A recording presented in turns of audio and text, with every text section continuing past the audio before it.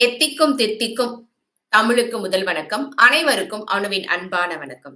திருக்குறளில் அதிகம் உள்ளது மொழி வளமா, வாழ்வியல் வளமா? அதுதான் இன்னைக்குரிய தலைப்பு. அறத்தால் வருவது இன்பம், மற்றெல்லாம் புறத்த புகழும் இல்ல. அறநெறியில் வருவது தான் இன்பம். மற்றதெல்லாம் இன்பம் அல்ல. அப்படின்ற திருக்குறள் கேட்ப டைம் ஃபார் ஆல் குழு குரல் ஃபார் ஆல் என்ற ஒரு அமைப்பை ஏற்படுத்தி இந்த திருக்குறள் மூலமாக அறநெறியில் சென்று எல்லோருக்கும் எல்லாரையும் இப்போ இன்னைக்கு திருக்குறள் கிட்டத்தட்ட 8 மாணவர்கள் பேசுறாங்க. ஆஹ் அது மாதிரி இன்னும் நிறைய நிகழ்ச்சிகள் புத்தாண்டுல படிக்கிறாங்க. இப்படி தொடர்ந்து ஒவ்வொரு ஆண்டும் ஒரு 12 மணி நேரம் தங்களோட வேலைகளை விட்டுட்டு இந்த மாதிரி அறநெறியில சென்று இன்பம் தேடிக்கொண்டிருக்கிறார்கள். இவர்கள் பணி தொடரட்டும். இவர்களுக்கு சிறப்பான வாழ்த்துக்களையும் பாராட்டி இந்த திருக்குறளுக்கேற்ப தன்னுடைய வாழ்க்கையை அமைத்துக் கொண்டிருக்கும் அவர்களுக்கு வாழ்த்துக்களை கூறி உங்கள் பணி தொடரட்டும் என்று கூறி டைம் ஃபார் ஆல் சகோதரர்கள் அனைவருக்கும் என்னுடைய வாழ்த்துக்களையும் பாராட்டுகளையும் தெரிவித்துக் கொண்டு எங்களோட இதுக்கு போறோம். தலைப்புக்கு போலாம். திருக்குறளில் அதிகம் உள்ளது மொழி வளமா, வாழ்வியல் வளமா? இத பத்தி பேசுறதுக்கு 8 மாணவர்கள் வந்திருக்காங்க. மொழி வளமே அப்படின்றத பத்தி பேசுறதுக்கு ஸ்ரீநிதி அவங்க,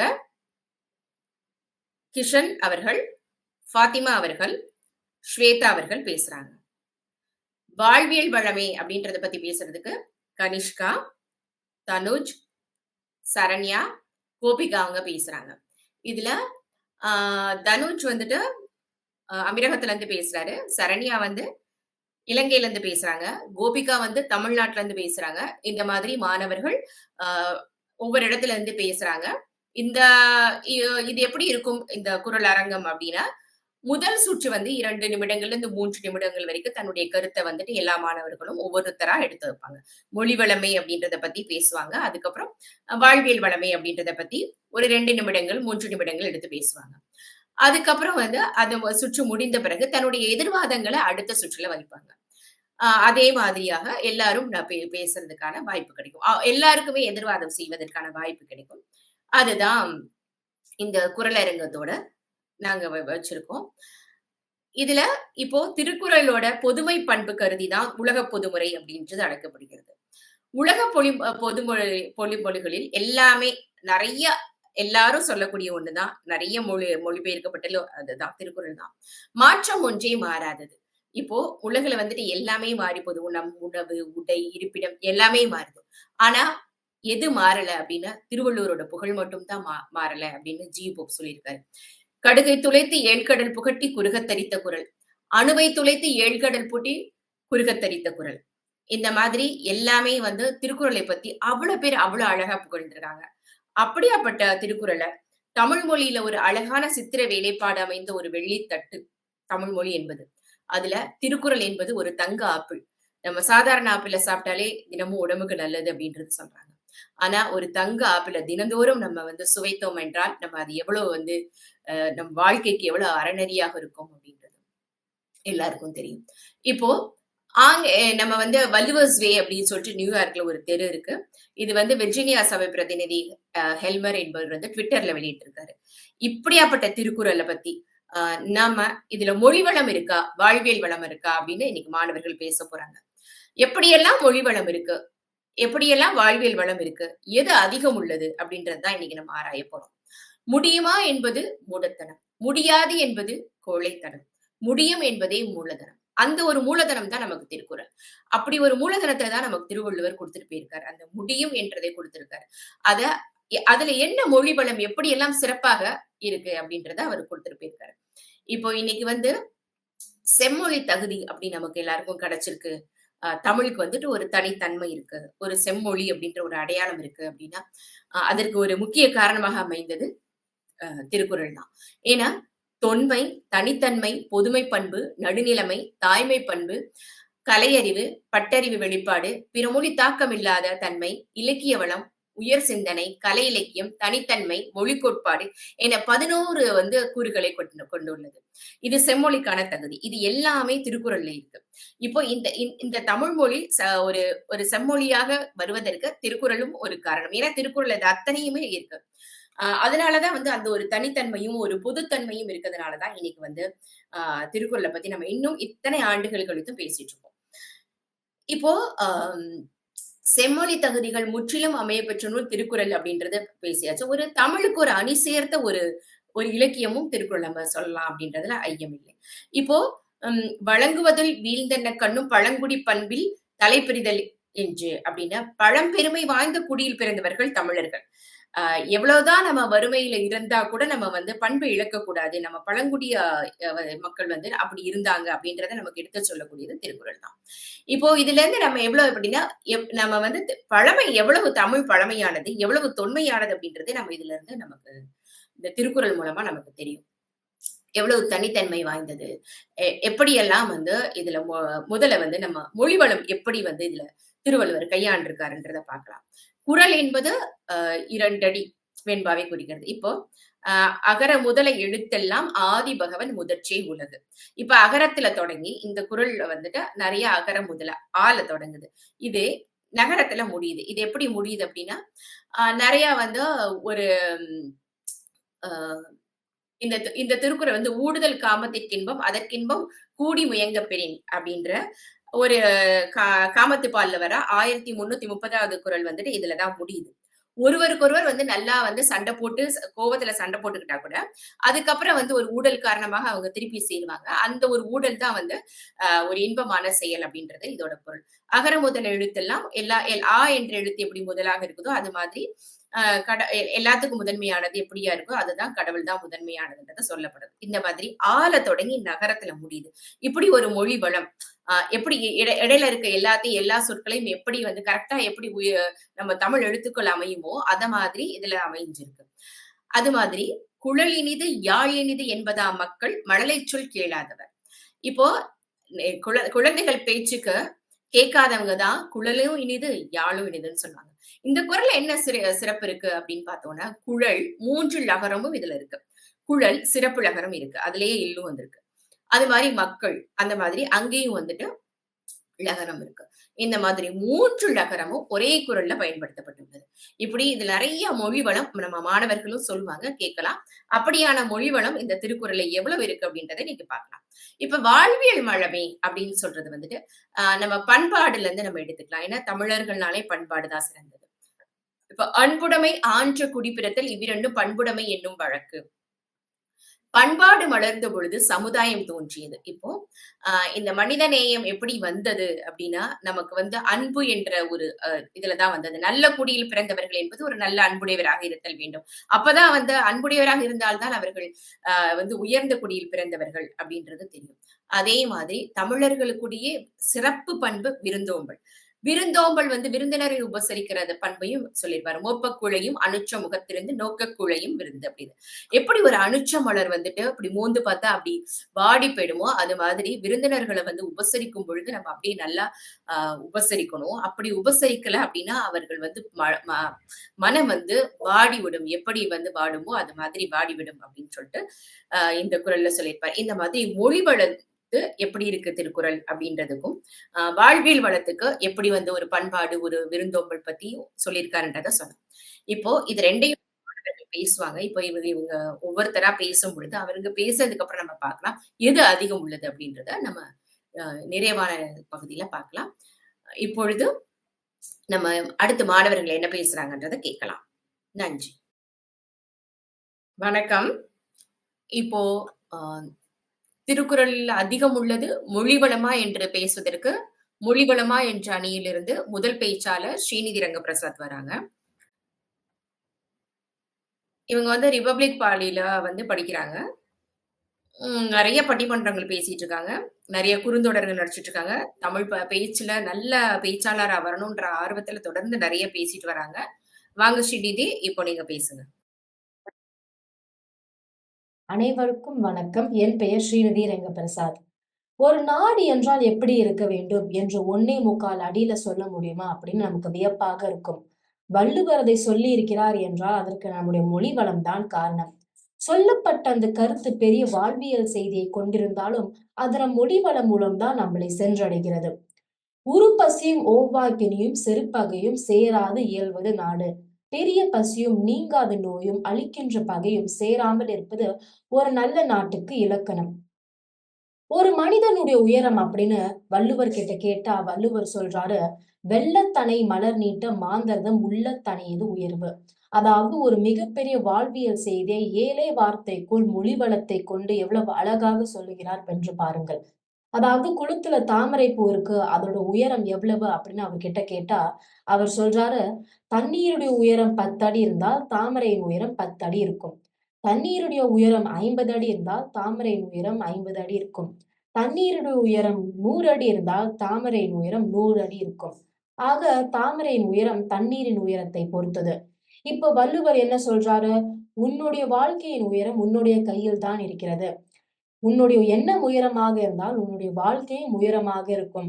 மிகப்பெரிய வாழ்வியல் செய்தியை மொழிவளத்தின் துணை கொண்டுதான் வள்ளுவர் நமக்கு தெரிவிக்கிறார். ஆக எவ்வளவு பெரிய வாழ்வியல் வளமான செய்திகளாக இருந்தாலும் மொழி வளம்தான் அதை தூக்கி நிறுத்தி வைக்கிறது. ஒரு தாய்க்கு மிகப்பெரிய மகிழ்ச்சி எப்போது வரும்? 10 மாதம் சுமக்குகிறாள். படாத பாடு படுகிறாள்.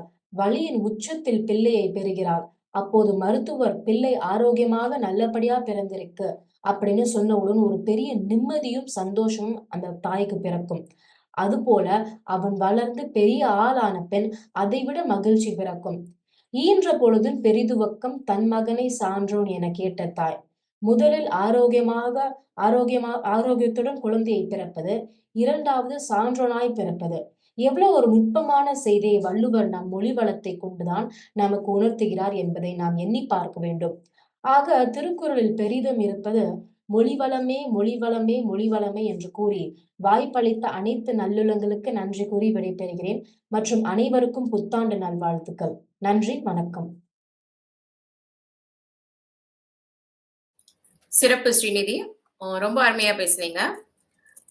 இவங்க சொன்னதுல "வெள்ளத்தனைய மலர் நீட்ட மாந்தர்த்தம் உள்ளத்தனைய உயர்வு" அப்படின்னு. இப்போ எப்படி வந்து ஒரு நீர்ப்பூக்கள் தாள் நீளம் எப்படி வந்து அதோட எப்படி இருக்கும் அப்படின்னா, நீரில் அளவீடாகும். மக்களோட ஊக்கத்தோட அளவு அப்படின்னு சொன்னாங்க. அதோட சாராம்சம் எப்படி அப்படின்னா, "உள்ளுவதெல்லாம் உயர் உள்ளல்." அதுதான் அவங்க சொன்னதோட ஒரு கருத்து. எப்படி "ஈன்ற பொழுதும் பெரிதுவக்கும் தன் மகனை சான்றோர் எனக் கேட்ட தாய்." இதெல்லாம் வந்து எப்படி மொழி தான் முக்கியம். மொழி இல்லாம எப்படி சொல்ல முடியும்? ஆ ஒரு ஒரு ஒரு குறளாகட்டும், இலக்கியமாகட்டும், மொழிவளம் இருக்கிறதுனால தான் எல்லாருக்கும் பிடிக்கும் அப்படின்றத ரொம்ப அழகா சொல்லியிருந்தாங்க. ஆ அவங்க அந்த மாதிரி மொழி வளத்த வச்சு எப்படியெல்லாம் வந்து உருப்பசியும் பத்தி சொன்னாங்க. ஒவ்வொரு திருக்குறளும் எப்படி மொழி வளம் கையாளப்பட்டுள்ளது அப்படின்றத பத்தி அழகா ரொம்ப எடுத்துரைச்சாங்க. இந்த மொழி வளத்த பத்தி சொல்லும் பொழுது, "அனங்கொல் ஆய்மயில் கொல்லோ கணங்குலை மாதர் மாதர் கொல்லுமேனும் நெஞ்சு" அந்த இருக்கு இல்லையா? அந்த அந்த திருக்குறள்ல "தெய்வப் பெண்ணோ மயிலோ, கணங்குலையோ, கனமான குலையோ, காதணிய தான் கனமான குலையோ" அப்படின்னு சொல்லியிருப்பாரு. ஆ இதே வந்து எவ்வளவு அழகா இருக்குது கேட்க. "தெய்வப் பெண்ணோ மயிலோ, கனமான குலை அணிந்த மனித பெண்ணோ, என் நெஞ்சம் மயங்குகின்றது" என்று இருக்கு. அதே இப்போ இத திரைப்பாடல்ல "காதோரம் லோலாக்கு" அப்படின்னு இந்த பாடல் வந்து அங்கிருந்து தான் வந்தது. இந்த மாதிரி ஆன மொழி வளம் வந்துட்டு இப்படியெல்லாம் திருக்குறள்ல கையாளப்பட்டுள்ளது. அதாவது எப்படி வந்து இப்ப இது கேட்க வந்து ஒரு பொண்ணு வந்துட்டு, "நீ ரொம்ப நல்லா இருக்க" அப்படின்னு சொல்றதுக்கும், "தெய்வப் பெண்ணே, நீ மயிலே, நீ கனமான நல்ல காதணி அணிந்தவளே" அப்படின்னு சொல்லும் பொழுது, அந்த மொழி வந்து எவ்வளவு அழகாக பயன்படுத்தப்பட்டுள்ளது. அந்த மாதிரி எல்லாம் திருக்குறள்ல இருக்கு. அப்படின்றதையும் இவங்க "வெள்ளத்தனைய மலர்நீட்டம்" திருக்குறள் மூலமாகவும், நெறைய திருக்குறள் மூலமா எடுத்து வச்சாங்க. இந்த மாதிரி எல்லாம் இப்படி இருக்கிற திருக்குறள் மூலமாக இப்படி திரைப்பாடல்களும் வந்துள்ளது. இந்த மாதிரி மொழி ஆழம் இருக்கிறதுனால அப்படின்றத வந்து, ஆ இந்த திருக்குறள் மொழி வளமே அப்படின்றதுல ஸ்ரீநிதி சொல்லுதுன்னு நமக்கு தெரிய வருது. நம்ம இப்ப அடுத்து தொடர்ந்து பேச வரவங்கள பார்க்கலாம். நன்றி ஸ்ரீநிதி. சிறப்பு. வணக்கம் கனிஷ்கா. இப்போ கனிஷ்கா வந்து இப்ப இந்த அணில வந்து திருக்குறள் அதிகம் உள்ளது வாழ்வியல் வளமை அப்படின்றத பத்தி பேச வராங்க. இவங்கள பத்தி சொல்லணும்னா, இவங்க வந்து சர்வதேச பள்ளியில ஒரு 8ஆம் வகுப்பு படிக்கிறாங்க. இருக்கதுலயே இவங்க தான் ரொம்ப வயது கம்மியானவங்க. ஆ ரொம்ப நல்லா பேசக்கூடியவங்க. நெறைய வந்து இந்த சொற்களம், சொற்பொருள் இதுலலாம் பேசியிருக்காங்க. நல்ல தமிழ்ல ஆர்வமுடையவங்க. நெறைய பேசுறதுக்கு அவங்களுக்கு பிடிக்கும். நல்ல ஒரு பேச்சாளரா வரணும் என்ற ஒரு ஆசையும் உள்ளது. தொடர்ந்து பேசிட்டு வராங்க. இவங்க வந்து வாழ்வியல் வளமே, திருக்குறள்ல அதிகமாக உள்ளது வாழ்வியல் வளமே அப்படின்றத பத்தி பேச வராங்க. அவங்க பேசுறத பத்தி கேட்கலாம். வாங்க. வாங்க கனிஷ்கா பேசுங்க. அனைவருக்கும் வணக்கம். இனிய புத்தாண்டு நல்வாழ்த்துக்கள். இன்று சபையில் உள்ள கேள்வி, திருக்குறளில் அதிகம் இருப்பது மொழி வளமா, வாழ்வியல் வளமா என்பதே. ஆனால் எனக்கு ஒண்ணுதான் புரியல. இதுல என்ன கேள்வி இருக்கு? வாழ்வியல் வளம் தானே அதிகமானது. ஒரு குறளிலும் 7 வார்த்தைகள் தான் உள்ளன. அப்படி இருக்கும்போது நாம் எப்படி மொழி வளம் அதிகமாக உள்ளது என்று கூறலாம்? 7 வார்த்தைகளில் நிறைய வாழ்வியல் வளத்தை நிறைய நிறைய வாழ்வியல் வளத்தை கூறுபவர் தானே திருவள்ளுவர்.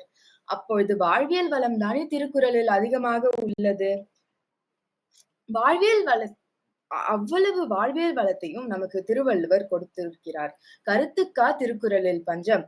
விவசாயத்தை பற்றி உழுதுண்டு வாழ்வாரே வாழ்வர், மற்றெல்லாம் தொழுதுண்டு பின் செல்பவர் என்று கூறியிருக்கிறார்.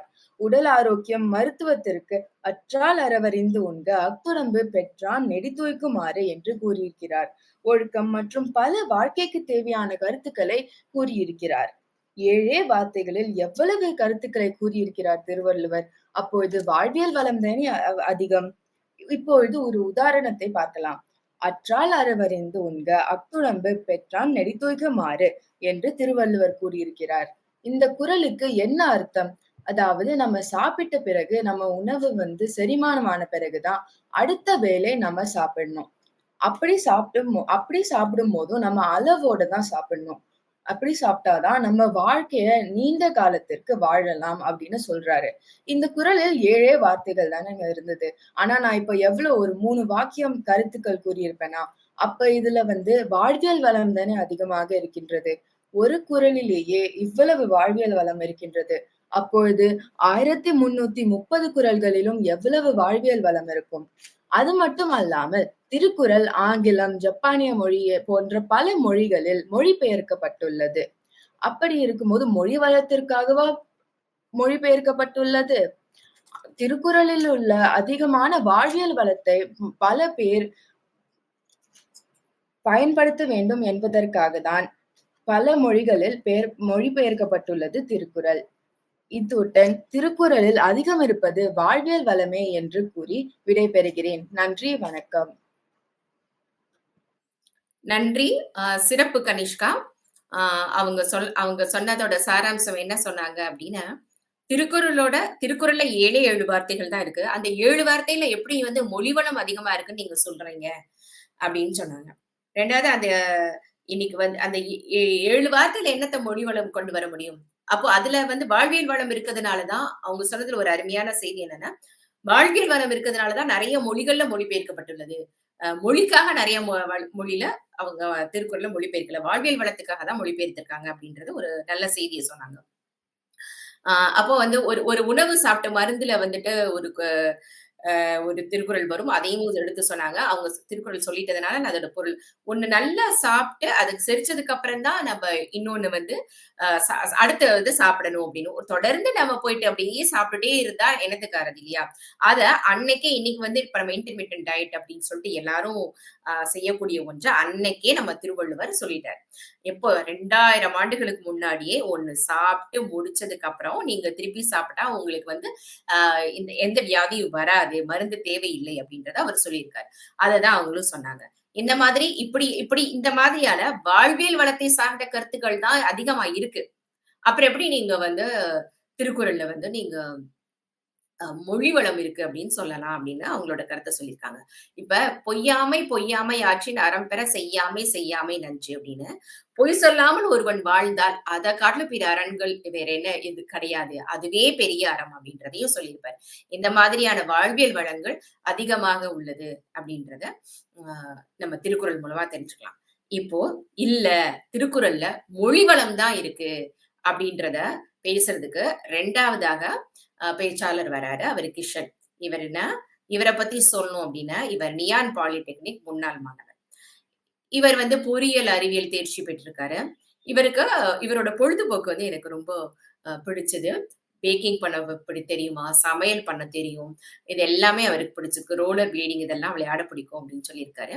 நிறைய இப்ப தொடர்ந்து பேசிட்டு வராரு. இப்ப நெறைய பேர் சமைக்கிறதே குறைவு இளையர்கள். ஆனா, இவரு வந்து எனக்கு சமைக்க புடிக்கும்னு சொல்லியிருக்காரு. அதுவே அவருக்குரிய பெரிய பாராட்டுக்கள். கிஷன் வாங்க, இப்போ நீங்க பேசுங்க. திருக்குறளில் அதிகம் உள்ளது மொழி வளமே அப்படின்றத பத்தி பேசுறதுக்காக கிஷன் நம்மகிட்ட இன்னைக்கு இணைந்திருக்கார். வாங்க கிஷன். ஓகே. அனைவருக்கும் வணக்கம். இனிய புத்தாண்டு நல்வாழ்த்துக்கள். என்னுடைய பெயர் கிஷன். இன்றைக்கு நான் தேர்ந்தெடுக்கும் தலைப்பு என்னவென்றால், திருக்குறளில் மொழி வளம் தான் ஜாஸ்தின்னு. நான் இத வந்து ரொம்ப ஒரு பொறியியல் மாணவனுடைய கண்ணோட்டத்துல இருந்து பார்த்தேன். ஆ ஏன்னா வந்து திருக்குறள் எப்போ எழுதப்பட்டதுன்னு முதல்ல நாங்க பார்க்கணும். கிட்டத்தட்ட 2000 வருஷங்களுக்கு முன்னாடி. அப்போ இருந்த தமிழக மக்கள், இப்போ இருக்கிற தமிழக மக்களுக்கு ஒரு பெரிய வித்தியாசம் உண்டு. அப்போ வந்து அவர்கள் எல்லாம் கிராமத்துல வாழ்ந்துகிட்டு இருந்தாங்க. விவசாயிகள். நிறைய பேரால படிக்க இயலாது அப்போ. ஆகையால் திருவள்ளுவருக்கு வந்து நாங்க சும்மா சொன்னா இவங்களுக்கு புரியாது. அவர் என்ன யோசிச்சாரு, எல்லாருக்கும் போய் சேரணும். அவர்களுடைய தலைமுறையினருக்கும் போய் சேரணும். ஸோ திருவள்ளுவர் என்ன செஞ்சாருன்னா, அது ஒரு பாட்டு விதமா எழுதினாரு. இப்போ ஒரு குறள் சொல்றேன் பாருங்க. "பற்றுக பற்றற்றான் பற்றினை அப்பற்றைப் பற்றுக பற்று விடற்கு." கேட்கறதுக்கே அவ்வளோ இனிமையா இருக்கு. அப்படியே வாயிலிருந்து வருது. இது ஒரு பாட்டி கூட ஒரு ராகம் போட்டு அவங்களோட பேத்திக்கு பாடலாம். ஏன்னா நம்மளுடைய தமிழக இலக்கணங்கள் பல வந்து எழுதப்பட்டதல்ல. அண்மையில தான் எழுத ஆரம்பிச்சாங்க. இப்போ பழசெல்லாம் பார்த்தீங்கன்னா, நம்ம திருப்பாவை, தேவாரம் இவையெல்லாம் வந்து ஒரு சிஷ்யன் ஒரு மாணவனுக்கு சொல்லுவாங்க. அந்த மாணவன் தன் சிஷ்யனுக்கு சொல்லுவாரு. அப்படியே போய்க்கொண்டே இருக்கும். அது என்னுடைய முதல் கருத்து. 2வது கருத்து என்னவென்றால், நம்மளுடைய தமிழ் மொழியில இசை ரொம்ப முக்கியம். என்னத்துல இசை இருக்கோ அது வாழும். ஏன்னா தமிழர்களுக்கும் வந்து அவர்களுடைய கலாச்சாரம் மீது ஒரு பெரிய பற்று. என்னத்த நாங்க இசையோட தொடர்பு வச்சோமோ, அது அவ்வளவு சீக்கிரமா அழியாது. அது திருவள்ளுவர் யோசிச்சிருக்காரு. இசை வந்து இந்த திருக்குறளோட போடணும். அப்புறம் இன்னொரு கருத்து என்னவென்றால், ஆ அதை அந்த மக்களுக்கு வந்து ஞாபகார்த்தமா இருக்கணும். அந்த திருக்குறள். சுலபமாக மறக்க ஒரு விஷயமா இருக்கக்கூடாது. அதனால என்ன செய்திருக்கிறார், அ "கற்க கசடற கற்பவை கற்றபின் நிற்க அதற்குத் தக." இந்த குறள பார்த்தீங்கன்னா, கற்க என்ற சொல் மீண்டும் மீண்டும் வருது. அது கேட்ட உடனே உங்களோட சிந்தனையில கொஞ்சம் சதுராடும். கற்க கற்க. ஓஹோ! இதுக்கு கற்கறதுக்கு ஏதோ சம்மந்தப்பட்டது இருக்குன்னு நீங்க யோசிப்பீங்க. அதான் சரி. நிறைய குறள்கள்ல பார்த்தீங்கன்னா, என்ன சொல் வந்து மீண்டும் மீண்டும் உச்சரிக்கப்படுறதோ, அந்த சொல்லின் அடிப்படை தான் அந்த குறளே. இது வந்து ஒரு சின்ன வயசு குழந்தைக்கு ரொம்ப பயனுள்ளதா இருக்கும். ஏன்னா ஒரு 3 வயசு குழந்தை போய் அந்த குறளோட அர்த்தம் என்னன்னு கேள்விப்பட்டீங்கன்னா, அது கொஞ்சம் அந்த குறள கொஞ்சம் உடைச்சு உடைச்சு அது கொஞ்சம் சொல்லும் எங்களுக்கு. இதுதான் திருவள்ளுவருடைய யோசனை என்று நான் நினைக்கிறேன். இதுதான் நான் கொண்டு வர விரும்பும் கருத்து. கடைசியா இன்னொரு கருத்து இருக்கு. இப்போ மீண்டும் "பற்றுக பற்றற்றான் பற்றினை அப்பற்றைப் பற்றுக பற்று விடற்கு." இதனுடைய கருத்து என்னன்னா, எவனுக்கு வந்து ஆசை இல்லாம இருக்க விரும்புறேனோ, அவர் வந்து ஆசையே இல்லாத இறைவன் மேல ஆசை வைக்கணும். இது எப்படி இருக்கு? ஆசை இல்லாம இருக்கிறதுக்கு இன்னொருத்தன் மீது ஆசை வைக்கணும். இப்படி குறள்கள் வந்து ரொம்ப விளையாடும் மொழிய வச்சு. நம்மளே சிந்திக்க தூண்டும். அந்த சிந்தனைக்கு நம்மளுக்கே நம்மளுடைய பதில் கிடைக்கும். நமக்குள்ள இருந்து உள்ள பதில தோன்றச் செய்யும் திருக்குறள். அது ஒரு மிக அருமையான நூல் என்று நான் கருதுகிறேன். இதுதான் என்னுடைய கருத்து. ரொம்ப நன்றி. சிறப்பு கிஷன். நல்லா சொன்ன உங்களோட கருத்துக்கள் ரொம்ப அருமையாக இருந்தது. வாழ்த்துக்கள். அவங்க வந்து 2 கருத்த சொல்லிட்டு போனாங்க. என்னன்னா, நம்ம அதாவது நம்ம ஆசை இல்லாம இன்னொருத்தவங்க இருக்கணும் அப்டின்னா, இன்னொருத்தர்ட்ட ஆசை வைக்கணும் அப்டின்ற ஒரு உயரிய சிந்தனைய சொல்லிட்டு போனாங்க. கடவுள்ட்ட இருக்கணும் அப்டின்றது. ரொம்ப அருமையான ஒரு கருத்து. அது வந்து நம்ம பற்றா இருக்கணும். நம்ம வந்து எல்லாமே நம்ம கிட்ட இருக்க பற்றா இருந்தா தான் நம்ம இன்னொருத்தரோட பற்று வைக்க முடியும். கடவுள் மேல பற்று வைக்க முடியும் அப்டின்றத ரொம்ப அழகா சொல்லியிருந்தாங்க. ஆ இப்போ "கற்க கசடற கற்பவை கற்றபின் நிற்க அதற்கு தக" அந்த குறளையும் சொல்லியிருந்தாங்க. அதாவது அவங்க எல்லாமே வந்து தமிழ் மொழியில ஒரு இசை வடிவத்துல தான் இருக்கும். ஒரு கேட்கறதுக்கே வந்துட்டு இப்போ நம்ம அந்த ஒரு திருப்பி திருப்பி அந்த கற்க கற்க கற்க கசடற அப்படின்னு காக்கான்னு ஒரு எதிரி மோனையோட ஒரு ரைமிங்கா இப்ப சொல்றோம் இல்லையா? இதெல்லாம் அந்த காலத்துல இப்படி இல்லாம ஒரு யோசனை பண்ணி ஒருத்தர் 7 வார்த்தைகள்ல ஒரு 1 1/2 அடியில எப்படி இப்படிலாம் சொல்லியிருக்க முடியும்? அப்படின்னு எனக்குமே ஒவ்வொரு ஒவ்வொரு சமயம் இத படிக்கும் பொழுது பிரமிப்பாக இருக்கும். அததான் அவரும் சொன்னாரு. அது வந்து ஒரு திருப்பி திருப்பி அந்த கற்க கற்க அப்படி கற்க கசடற கற்பவை கற்ற பின் நிற்க அதற்கு தக அப்படின்னு கேட்கறதுக்கு ஒரு இசை வடிவத்துல இருக்கு. அதுல ஒரு ஒரு இது நெறைய வந்து மொழியும் நல்லா இருக்கு அப்படின்னு ரொம்ப அழகா சொன்னாங்க. ஆ இந்த மாதிரி அவங்க மொழி வளமே அப்படின்ற அவங்களோட கருத்துக்கள எடுத்து வச்சாங்க.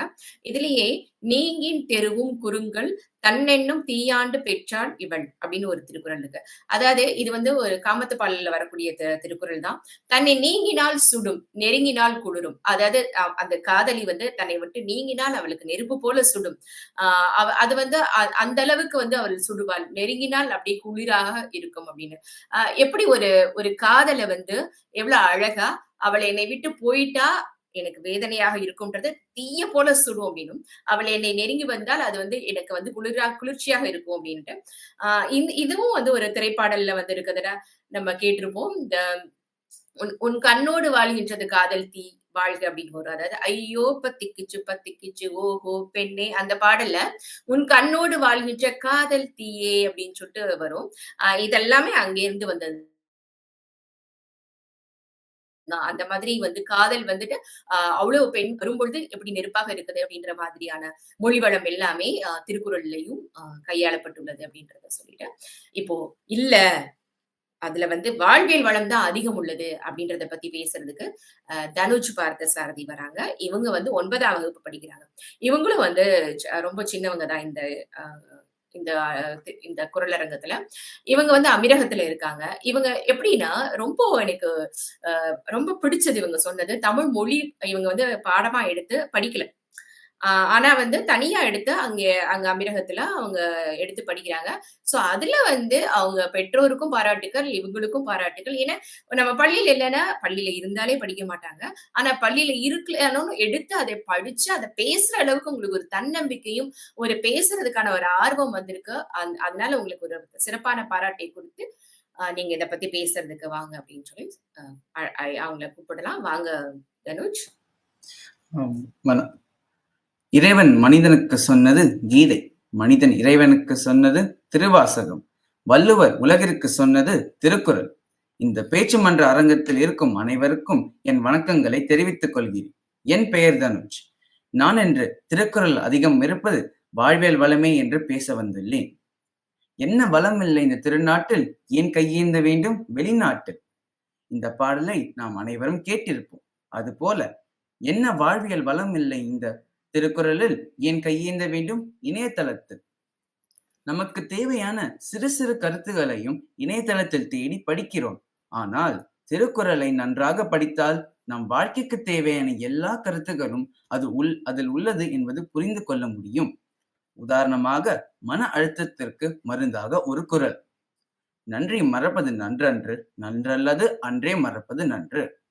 இதற்கு பொருள், ஒருவர் நமக்கு செய்த உதவியை இன்றும் நாம் மறக்க கூடாது. ஆனால் ஒருவர் நமக்கு செய்த தீமையை அன்றே மறந்திட வேண்டும். இப்படி தீமை துரோகத்தை நாம் அன்றே மறந்துவிட்டால் நமக்கு ஏன் மன அழுத்தம் வரப்போகிறது? திருக்குறளில் 3 பிரிவுகள் இருப்பது நாம் அனைவருக்கும் தெரிந்த ஒன்றுதான். அறத்துப்பால் மனிதனின் அன்றாட வாழ்க்கை அறங்கள், பொருட்பால் மனிதன் சமூக வாழ்க்கை அறங்கள், இன்பத்துப்பால் மனிதன் அக வாழ்க்கை அறநெறிகள். தனி மனித ஒழுக்கத்திற்கு எடுத்துக்காட்டாக ஒரு குறள்: ஒழுக்கம் விழுப்பம் தரலான், ஒழுக்கம் உயிரினும் ஊம்பப்படும். பொருள்: ஒரு மனிதன் வாழ்க்கையில் உயர வேண்டும் என்றால் ஒழுக்கத்தை உயிருக்கு மேலாக போற்ற வேண்டும். திருவள்ளுவர் எவ்வளவு எளிமையாக நாம் ஒழுக்கமாக இருந்தால் வாழ்வில் உயரலாம் என்று புரிய வைத்துள்ளார் பாருங்களேன். ஊக்கத்தின் சிறப்பை உணர்த்தும் ஒரு குறள்: வெள்ளத்தனை மலர் நீட்டும் மாந்தர்த்தம், உள்ளத்தனை உயர்வு. பொருள்: தண்ணீரின் அளவுதான் அதில் மலர்ந்துள்ள தாமரை தண்டின் அளவுமே. அதுபோல மனிதரின் வாழ்க்கையின் உயர்வு அவர் மனதில் கொண்டுள்ள ஊக்கத்தின் அளவே இருக்கும். வாய்மை என்றால் என்ன? வாய்மை எனப்படுவது யாதெனின் யாதொன்றும் தீமை இல்லாத சொலல். திருவள்ளுவர் வாய்மை என்பதை மற்றவருக்கு சிறிதளவும் தீங்கு இல்லாத சொற்களை சொல்வதில் ஆகும் என்று விளக்கியுள்ளார். தனிமனித ஒழுக்கம், ஊக்கம், வாய்மை மற்றும் பல்வேறு வாழ்க்கைக்கு தேவையான கருத்துகளையும் கொண்டுள்ளதுதான் திருக்குறள். திருக்குறளுக்கு உலக பொதுமுறை என்ற பெயரும் உண்டு. திருக்குறள் 107 மொழிகளில் மொழிபெயர்க்கப்பட்டு பல்வேறு மக்களுக்கு பயன் தருகின்ற நூலாகும். அல்ல அல்ல குறையாத அச்சய பாத்திரம் போல் அல்ல அல்ல குறையாத வாழ்வியல் வளங்களை தரும் திருக்குறள் ஒரு அச்சய பெட்டகம் என்று சொல்லி வாய்ப்புக்கு நன்றி கூறி விடைபெறுகிறேன். நன்றி, வணக்கம். சிறப்பு தனுஜ். ரொம்ப அருமையா பேசுனீங்க. அவங்க நன்றி. சொன்னாங்க இல்லையா? "அல்ல அல்ல அட்சய பாத்திரம் இருக்கும் பொழுது, நான் ஏன் வேற எங்க போய் கையேந்தணும்?" அப்படின்னு சொல்லிட்டு. ஏதாவது ஒண்ணு தேடுறதுக்கு எல்லாமே திருக்குறள்ல இருக்கு. அப்படி அவ்ளோ அருமையான கருத்துக்கள் இருக்குது. "மனிதன் மனிதனுக்கு சொன்னது" அப்படின்ற உங்களுக்கு ஆன்மீக கருத்து வேணுமா? எல்லாமே எல்லாற்றுக்குமே முதல் அகர முதல எழுத்தெல்லாம் ஆதிபகவன் முதற்றே உலகு. அப்படின்னு எல்லாத்துக்கும் முதன்மையான எழுத்து எப்படி இருக்கோ, அதே மாதிரி கடவுள். யாருன்னுலாம் எதுவுமே சொல்லவே இல்ல. கடவுள் இருக்கார் அப்படின்ற ஒரு ஆன்மீக கருத்தையும் அதுல சொல்லிருக்கு. இப்ப அறத்துப்பால்ல தினந்தோறும் அறம் எப்படி எப்படி எப்படியான நம்ம வாழ்வியல் முறைகளை கைப்பிடிக்க வேண்டும் என்பதை பத்தி ரொம்ப அழகா சொல்லியிருக்காரு. ஒரு சமூகத்துக்கு பொருட்பாலையும், ஒரு காதலுக்கு நெறைய வந்து காமத்துப்பாலையும் சொல்லியிருக்காருன்னு சொல்றாங்க. அப்புறம் நன்றி மறப்பது நன்றன்று, நன்றல்லது அஞ்சே மறப்பது நன்று. ரொம்ப அருமையான ஒரு குறள். அ எனக்கு ரொம்ப மனதுக்கு பிடித்த குறள். நம்ம வந்து எப்பயுமே வந்து யார்கிட்டயுமே வந்து நம்ம நன்றி மறக்கக்கூடாது. நல்லது இல்லையா? அது அன்னைக்கே மறந்துடும். அத நம்ம கடைபிடிச்சா தான் நம்ம வாழ்க்கையில எப்பயுமே வந்து நம்ம நெறைய பேரோட நம்ம பேச முடியும், பழக முடியும். ஒரு மனசுக்குள்ள வந்துட்டு ஒரு ஒரு எண்ணம், பழி வாங்கணுன்ற எண்ணம் இல்லாம இருக்கணும் அப்டின்னா, இந்த திருக்குறள் தான் நம்ம வந்து சிறந்த உதாரணம் அவங்க சொன்னாங்க. "ஒழுக்கம் விழுப்பம் தரலான் ஒழுக்கம் உயிரினும் ஓம்பப்படும்." அத காட்டிலும் வேற என்ன இருக்கு? ஒழுக்கம் தான் முக்கியம். அது இல்லன்னா நமக்கு வாழ்வியல்ல வேற எதுவுமே கிடையாதுன்றது ரொம்ப அழகா தன்னோட கருத்துக்கள வந்து எடுத்து வச்சாங்க. அன்பிலார் எல்லாம் தமக்குரியர், அன்புடையார் எல்லாம் உரியர் பிறர்க்கு அப்படின்ற இதுல திருக்குறள்ல நம்ம அன்பா இருந்தாலே போதும். அதுவே எல்லாமே நமக்குரியது. அன்பு இல்லைன்னா எதுவுமே கிடையாது. அப்படின்ற வாழ்வியல் கருத்துல இதுல சொல்லியிருக்காங்க. இப்போ இல்லங்க அ எவ்வளோ இருந்தாலும் நீங்க என்ன வேணா சொல்லுங்க. திருக்குறள்ல அதிகம் உள்ளது மொழி வளம் தான் அப்படின்றத பத்தி பேசுறதுக்கு சையத் அலி ஃபாத்திமா அவங்க வராங்க. இவங்க வந்து உலோகவியல் நிறுவனத்துல லேப் டெக்னீஷியனாக பணிபுரியிறாங்க. கல்லூரி பருவத்திலே மாவட்ட அளவிலான போட்டியில வென்று முதலமைச்சரிடம் பரிசு பெற்றிருக்கிறார். சர்வதேச விவாத போட்டியில் நெறைய வந்து பேசி அவங்க வந்து பரிசெல்லாம் நெறைய வாங்கியிருக்காங்க. அவங்கள வந்து இன்னைக்கு வந்து எப்படி வந்து திருக்குறள்ல எவ்வளவு வந்து அதிகமாக மொழிவளம் இருக்கு அப்படின்றத இன்னைக்கு பேசுறதுக்கு நம்மளோட இணைந்திருக்காங்க. வாங்க ஃபாத்திமா பேசுங்க.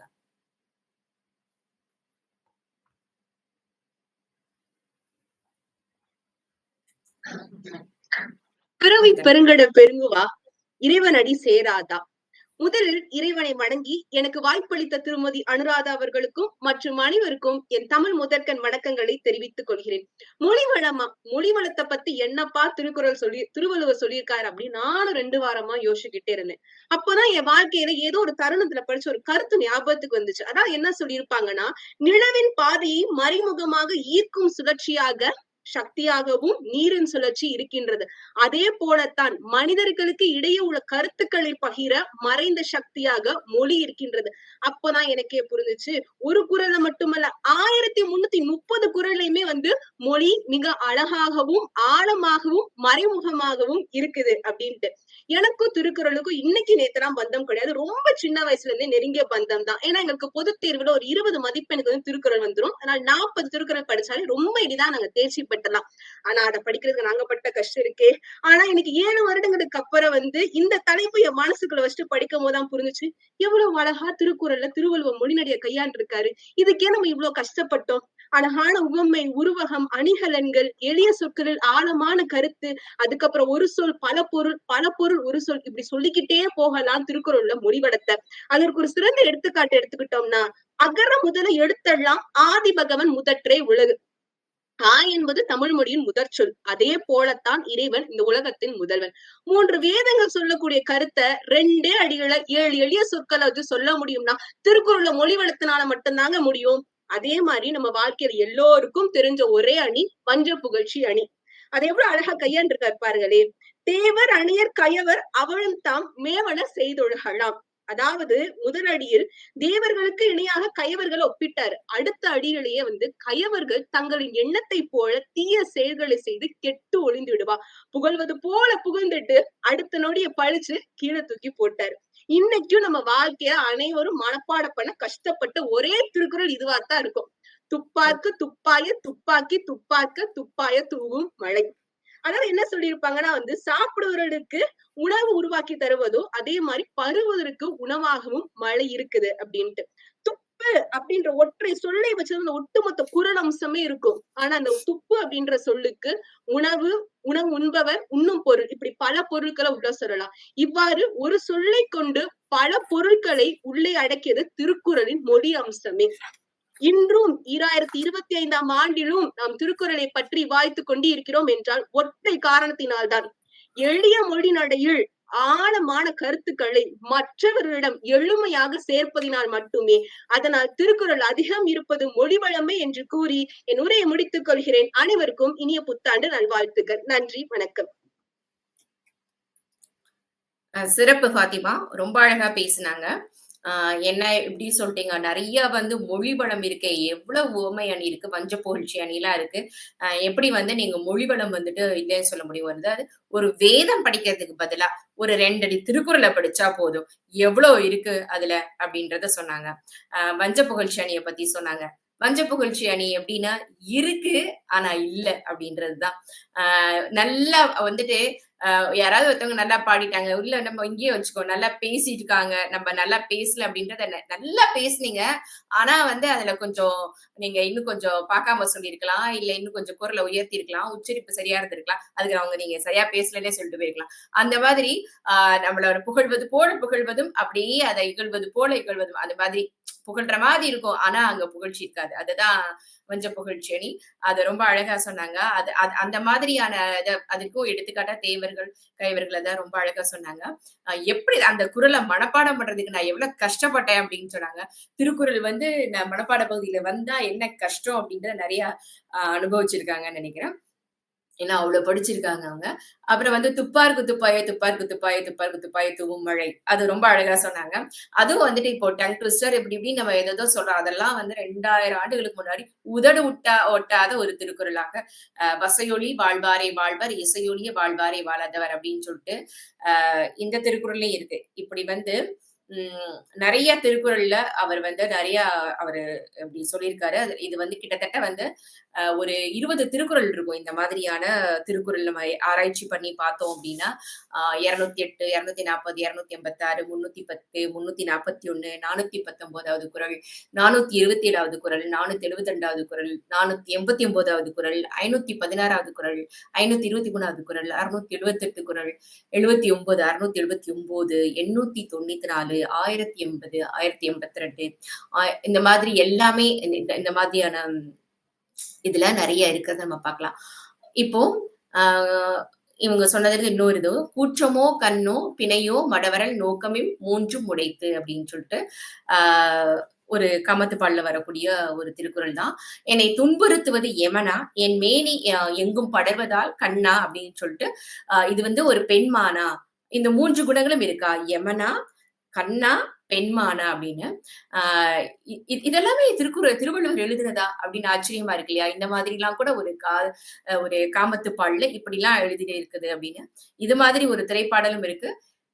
பெண்மானே சங்கீதம் பாடிவா அப்படின்னு ஒரு பாட்டு இருக்குல்ல, அம்மானே உன் பெண் ஊஞ்சல் ஆடிவா அப்படின்னு.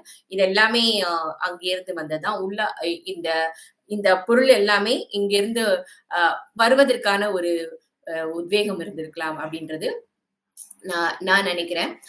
இந்த மாதிரி நிறைய திருக்குறள்ல மொழிவளம் இருக்கு அப்படின்றத ரொம்ப அடிச்சு நீங்க வந்து பாத்திமா பேசிட்டு போனாங்க. இல்ல, மொழி வளத்தை காட்டிலும் அதிகமா வாழ்வியல் வளம் தான் இருக்கு அப்படின்றத பத்தி பேசுறதுக்கு சரண்யா மதியழகன் வராங்க. இவங்க வந்து இப்ப வந்து சட்டம் பயின்றுட்டு இருக்காங்க. இலங்கையில இருக்காங்க. யாழ்ப்பாண பல்கலைக்கழகத்துலதான் இவங்க படிச்சுட்டு இருக்காங்க. 3வது வருடம் படிக்கிறாங்க. நிறைய பேசியிருக்காங்க. இவங்களுக்கு பேசுறதுக்கு ரொம்ப பிடிக்கும். வழக்காடு மன்றம், விவாத மன்றம், பட்டிமன்றங்கள் அப்படின்னு கிட்டத்தட்ட இப்பயே இந்த வயசுல 250க்கு மேற்பட்ட விவாதங்கள்ல பேசி எல்லாம் நல்லா இது பண்ணிருக்காங்க. ரொம்ப நல்லா பேசுறதுக்கு ஆர்வம் உடையவங்க. அவங்க வாங்க பேசுங்க சரண்யா, நம்மோடு இன்னைக்கு இணைந்திருக்கிறாங்க. சிங்கப்பூர் வாழும் அனைத்து தமிழ் மக்களுக்கும் இனிய புத்தாண்டு நல்வாழ்த்துக்களை தெரிவித்துக் கொண்டு, வள்ளுவம் மாலை வர்ணிக்க வர்த்தக உலகம் பிரமிக்க எக்காலத்திற்கும் முக்காலத்தை காட்டும் வள்ளுவத்தில் அதிகம் இருப்பது வாழ்வியல் வளமாகும் என வலியுறுத்தி வந்துள்ளேன். அந்த வகையில் இன்று திருக்குறள் பெருங்குறளாய் ஒலிக்க காரணம், அது எந்த கடவுளையோ எந்த இனத்தையோ எந்த மதம் சாராமல் இனம் மதம் மொழி நாடு கடந்து பொதுமறையாய் அறம் ஒழுக்கம் கல்வி நட்பு இல்லறம் என நடைமுறையோடு சென்று நடுநிலையாய் நின்று வழிகாட்டி உலக பொதுமுறையாய் இந்த வாழ்வியல் நூல் விளங்குவதனாலேயே ஆகும். ஈரடி வெண்பா மொழியியல் இலக்கியமாக திருக்குறளை பார்ப்பதை காட்டிலும் உலக பொதுமுறை எனும் வாழ்வியல் நூலாக வள்ளுவத்தை பார்ப்பதே மிகச்சிறந்த ஒன்றாக காணப்படுகின்றது. அந்த வகையில் எடுத்து நோக்குவோமாக இருந்தால், பிறப்பிற்கும் எல்லா உயிர்க்கும் என உணர்த்தும் திருக்குறள் அடியில் இருந்து வள்ளுவன் குறிப்பிடுவது சமூகத்தின் ஏற்றத்தாழ்வை சுட்டறிந்து மனிதம் காக்க வாழ்வியலை போற்ற வேண்டும் என அன்று வள்ளுவன் கணித்திருக்கின்றான். அதனையும் தாண்டி எடுத்து நோக்குவமாக இருந்தால், கேடில் விழிச்செல்வம் கல்வி என மாத்திரமல்லாது அறிவே அற்றம் காட்கும் கருவி என இல்லாமல் கற்றரை தூரும் அறிவென உரைத்தும் கல்வியின் அவசியத்தையும் எதை கற்க வேண்டும், எவ்வாறு கற்க வேண்டும், அதனை எவ்வாறு கற்றதன் பின்னர் ஒழுக வேண்டும், வாழ்வியல் அடிப்படையில் கற்க வேண்டும், வாழ்க்கைக்கு பயனுள்ளதை கற்க வேண்டும், வாழ்வில் பிழையில்லாமல் புரிந்துணர்ந்து கற்க வேண்டும், கற்றதை கற்றபின் அதன்படியே ஒழுக வேண்டும் என்று வள்ளுவன் வரையறுத்து கூறிக்கொண்டே இருக்கின்றான். அதனை தாண்டி எடுத்து நோக்குவமாக இருந்தால், புத்தி சாதுரியத்திற்கும் திறமையையும் தாண்டி இந்த புத்தி சாதுரியம் திறமையும் மாத்திரம் இருந்தால் அது அறிவு எனப்படாது. நன்மைக்கு பயன்படுவதே சிறந்த அறிவு என நன்றின்பால் உயிப்பது அறிவு என்ற ஈரடி இலக்கணத்தினூடாக வள்ளுவன் வகுத்து சென்றிருக்கான். அது மாத்திரமன்றி ஒரு மனிதனின் வாழ்வியலின் வெற்றி தங்கியிருப்பது அவனின் மன உறுதி மாத்திரமன்றி உயர்வான எண்ணங்களினூடாக என்பதை உள்ளுவதெல்லாம் உயிர்வள்ளல் என உணர்த்தி சென்றிருக்கின்றான் இந்த வள்ளுவன். அதனை தாண்டி ஒரு செயலை செய்ய முன்னர் அந்த செயல் எவ்வாறு ஆராயப்பட வேண்டும், எவற்றையெல்லாம் ஆராய்தல் வேண்டும் என்பதை நம் வள்ளுவன் வினை வழியும் தன் வழியும் மாற்றான் வழியும் துணை வெளியும் தூக்கிச் செயல் என்ற ஈரடி குறளின் ஊடாக ஒவ்வொரு செயலையும் வாழ்வில் எதன் அடிப்படையில் கொண்டு செல்ல வேண்டும் என்று நமக்கு பகிர்ந்தளிக்கின்றான். இங்கு வாழ்வியலை பொறுத்தவரையில் எது நேர்மையாக இருப்பதா, இல்லை ஒழுக்கமாக இருப்பதா, அல்லது பிறருக்கு உதவுவதா என்று இத்தனை கேள்விகளுக்கு மத்தியில் நம் வள்ளுவம் கூறுவதையெல்லாம் இவற்றுக்கு எல்லாம் மேலாக மனத்துக்கண் மாசில நிதல், அதாவது தூய மனமே ஒரு மனிதனுக்கான மிகப்பெரிய அறமாக இருக்கின்றது. வாழ்வியலின் மிக முக்கிய அறம் தூய மனதை கொண்டிருத்தல் வேண்டும் என்று வாழ்வியலின் அடிமுதல் நுனிவரை பிறப்பு முதல் இறப்பு வரை ஒரு வாழ்க்கையானது எவ்வாறு கொண்டு நடத்தப்பட வேண்டும் என்பதை இந்த வள்ளுவன் மிக சிறப்பாக நமக்கு எடுத்துரைக்கின்றான். அது மொழியியலையும் தாண்டி வாழ்வியலை மென்மைப்படுத்திக் கொண்டே இருக்கின்றது. அது மாத்திரமன்றி எடுத்து நோக்கமாக இருந்தால் இந்த வள்ளுவம் திருக்குறள் என்பது அறநெறி மட்டும் சொல்லும் ஒரு நீதி நூலாக இல்லாமல் தத்துவங்களையும் தாண்டி குற்றமற்ற நன்மையுண்டனில் பொய்யுரைப்பதிலும் தவறில்லை என வாழ்வியலின் யதார்த்தத்தை மிக சாதாரணமாக நெறி கூறும் பொய்மையும் வாய்மையிடத்து என்ற ஈரடி இலக்கணத்தின் மூலம் சிறப்பித்து செல்கின்றது.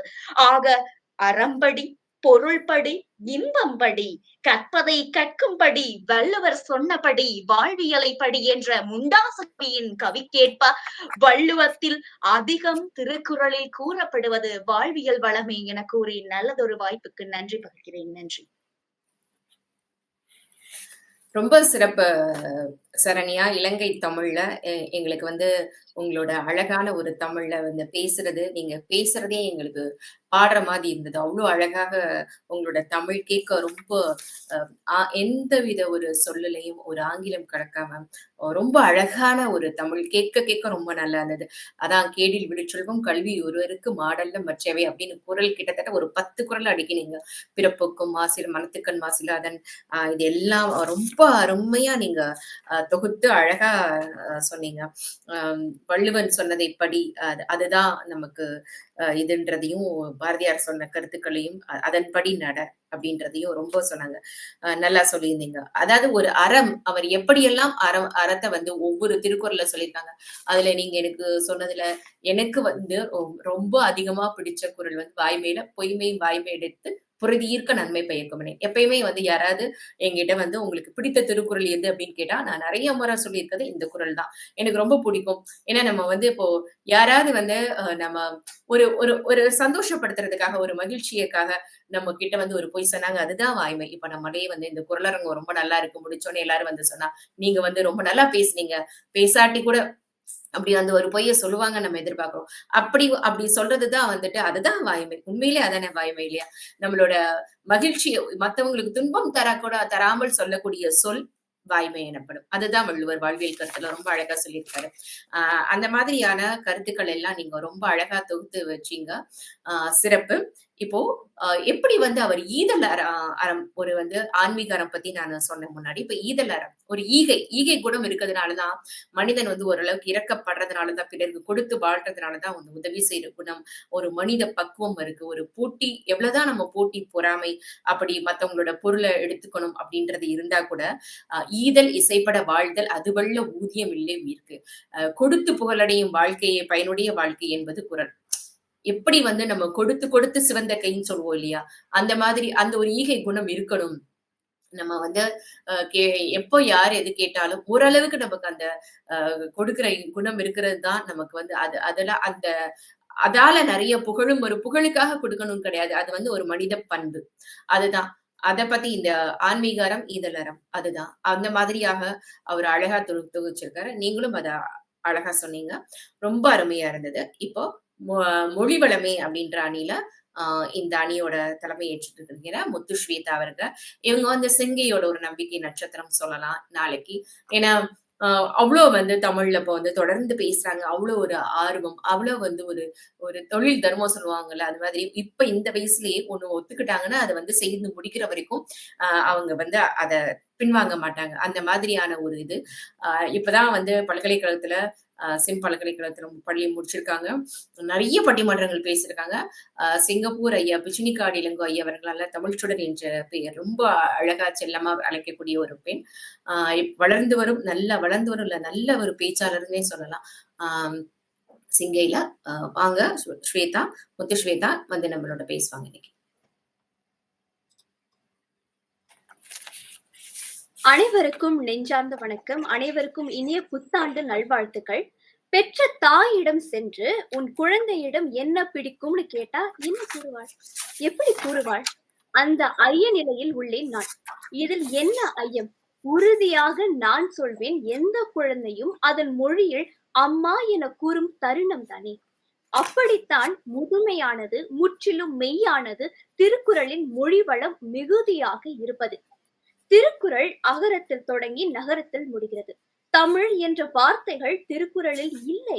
ஆனால் தமிழ் மொழியின் சிறப்பு தேனாய் எப்படி இல்ல பார்க்கடலில் தோன்றிய அமுத சுவையின் ஈடாய் அறத்துப்பால், பொருட்பால், காமத்துப்பால் என முப்பாலையும் உலக மக்களில் பெரும்பாலானோர் மொழி வளத்தோடு சுவைத்துக் கொண்டிருப்பது உண்மைதானே. வாழ்வில் வளத்தை சேர்ப்பது என்பது அடுத்த நிலை.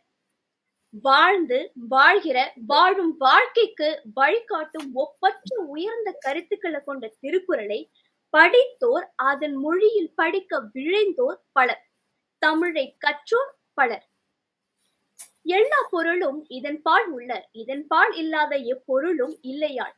பொருளின் தன்மையும் மதிப்பும் அதன் வழி நின்று உள்ளூர உணர மொழி வளம் நிறைந்திருப்பதால் பின்வந்த தமிழ் புலவர்கள் தத்தம் நூல்களை மீண்டும் மீண்டும் திருக்குறளை படித்து மொழி என்றும் செறிந்து நிற்க வழிகாட்டிய முதல் நூலாக சென்னா புலவர் வள்ளுவரின் திருக்குறள் நிற்கிறது. தமிழ் புலமையற்ற படிக்காத சாதாரண மக்களின் நாவிலையும் இயல்பா குரல் ஒலிக்க நம்ம கேட்டிருக்கோம். கேள்வி ஞானத்தில் அவர்களின் மொழிவள வழியில் திருக்குறள் ஒலித்து கொண்டிருப்பது நிதர்சன உண்மைதானே. அன்று ஊன்றிய வேர் இன்று பல்லாயிரம் அடி ஆழமாய் ஈரடி குறள்கள் விதையாய் விருட்சமாய் மாறி உள்ளது.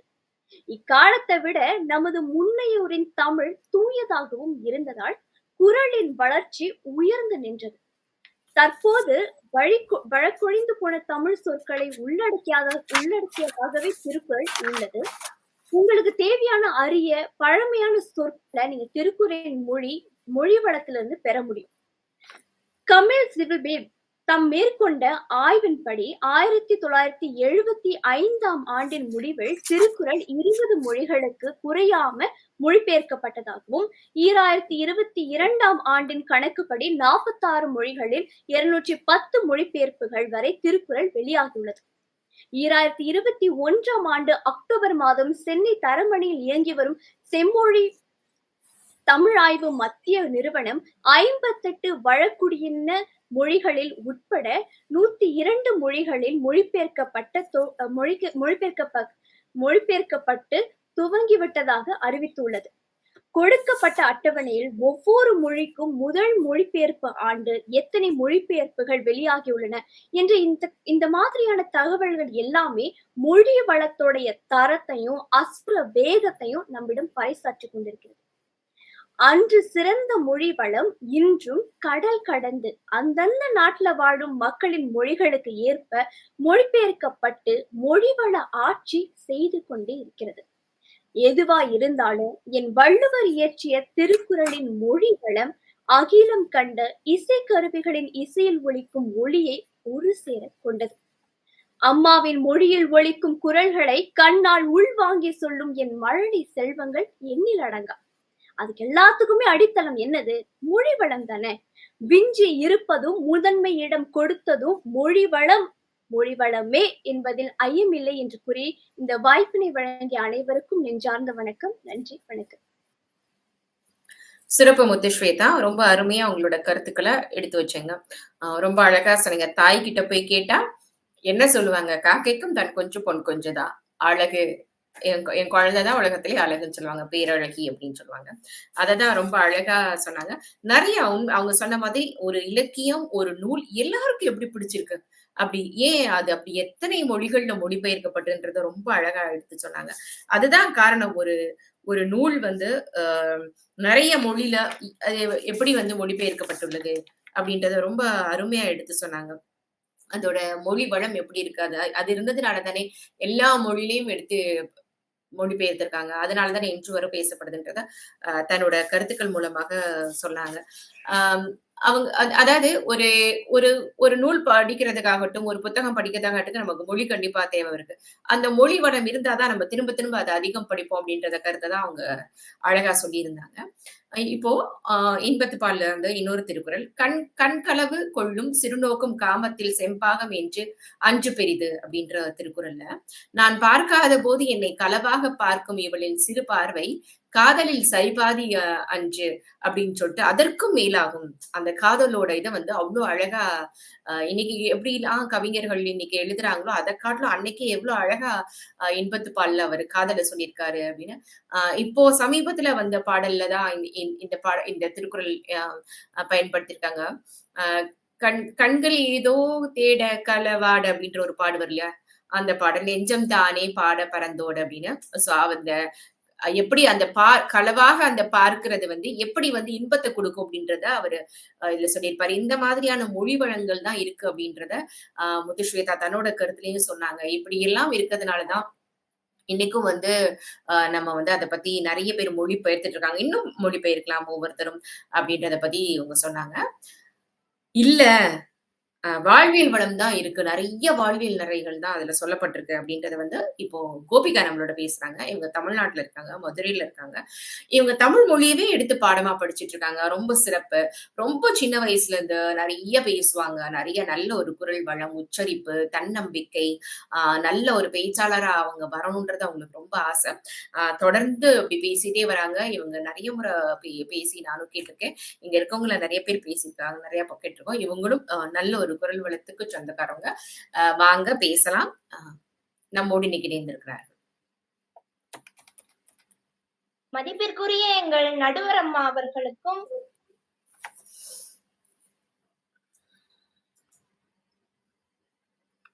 வீடியோ ஆஃப்ல இருக்கு.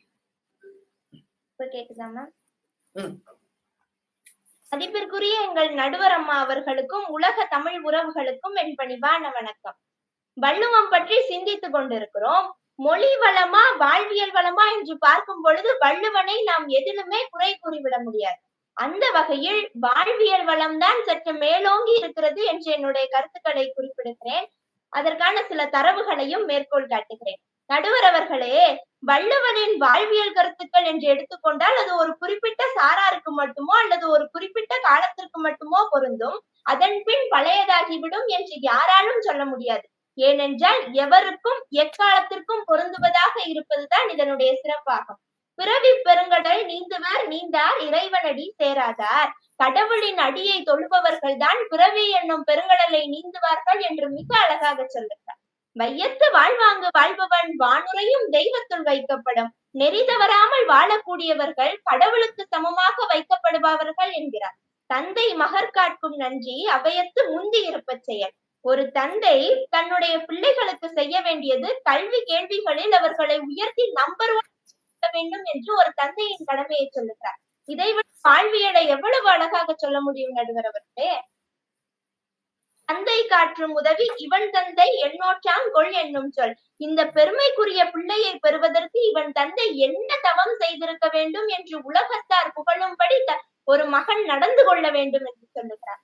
இன்றால் பசி காண்பான் ஆயினும் செய்யற்க சான்றோர் பழிக்கும் வினை. பெற்ற தாய் பசியோடு இருந்தால் கூட அவளுடைய பசியை தீர்ப்பதற்காக கூட ஒரு தவறான செயலை செய்துவிடக் கூடாது என்று வள்ளுவம் சொல்லுகிறது. மக்களை ஆளக்கூடிய மன்னனை இறைவன் என்கிறார் வள்ளுவர்.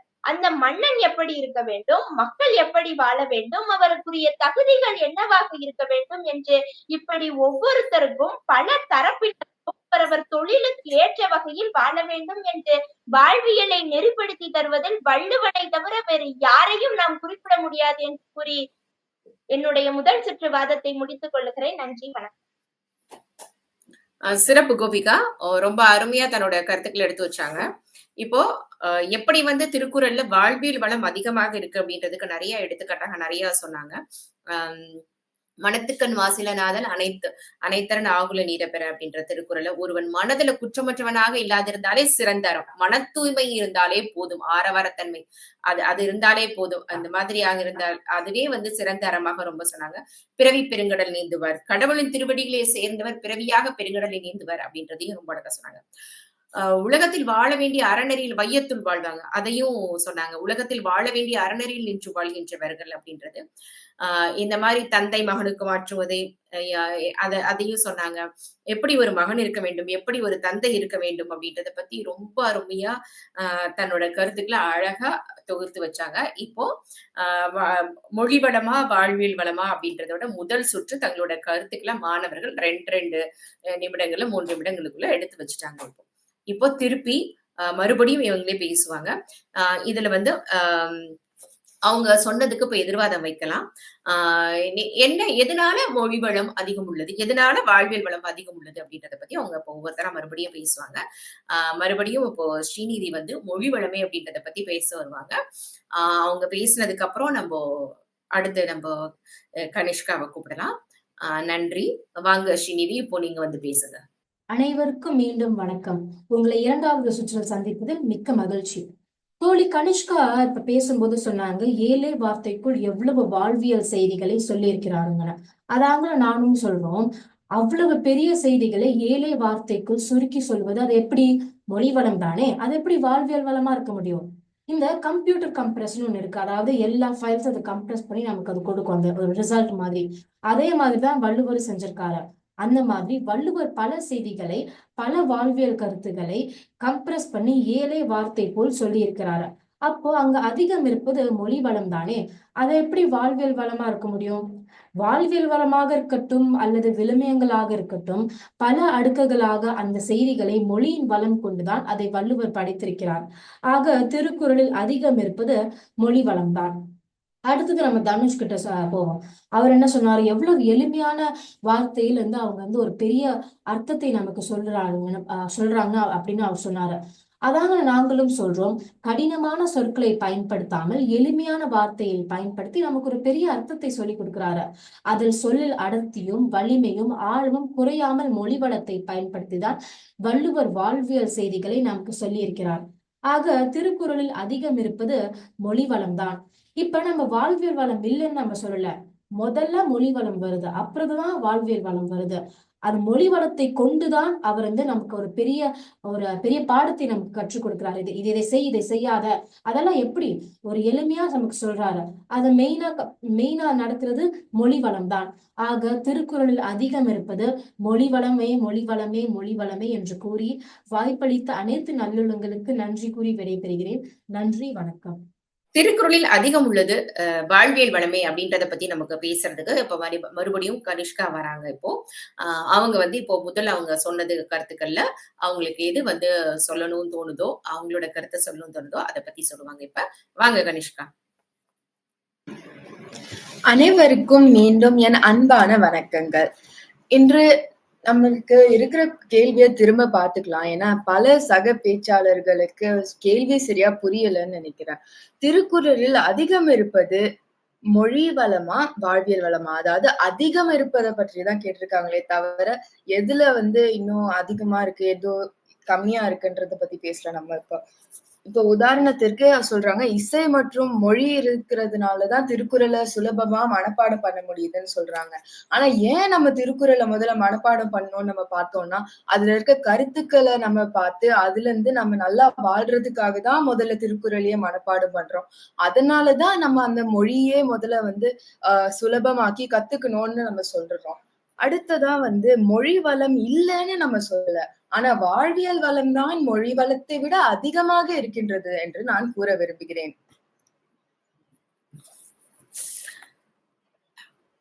சிறப்பு கனிஷ்கா. அவங்க வந்து என்ன சொன்னாங்க அப்படின்னா, மொழி வளம் இல்லைன்னு சொல்லல நாங்க. மொழி வளத்தை காட்டிலும் வாழ்வியல் வளம் அதிகமாக இருக்கு அப்படின்னு தான் சொல்றாங்க. திருக்குறளை வந்து நாங்க மனப்பாடம் பண்றோம். ஏன்னா அதுல இசை நல்லா இருக்கு, சொற்கள் நல்லா இருக்கு. அது நம்ம இவங்க என்ன சொல்றாங்க, ஏன் திருக்குறளை மனப்பாடம் பண்ணணும்? ஒரு இதுல நான் கூட படிச்சேன். 1330 திருக்குறளை மனப்பாடம் பண்றதுக்கு காட்டிலும் ஏதோ வந்து ஒரு 10 திருக்குறள் படி அத கருத்தை புரிஞ்சு அதன்படி நடந்தாலே போதும் அப்படின்றது. அதுதான் அவங்க சொல்றதோட கருத்தும்.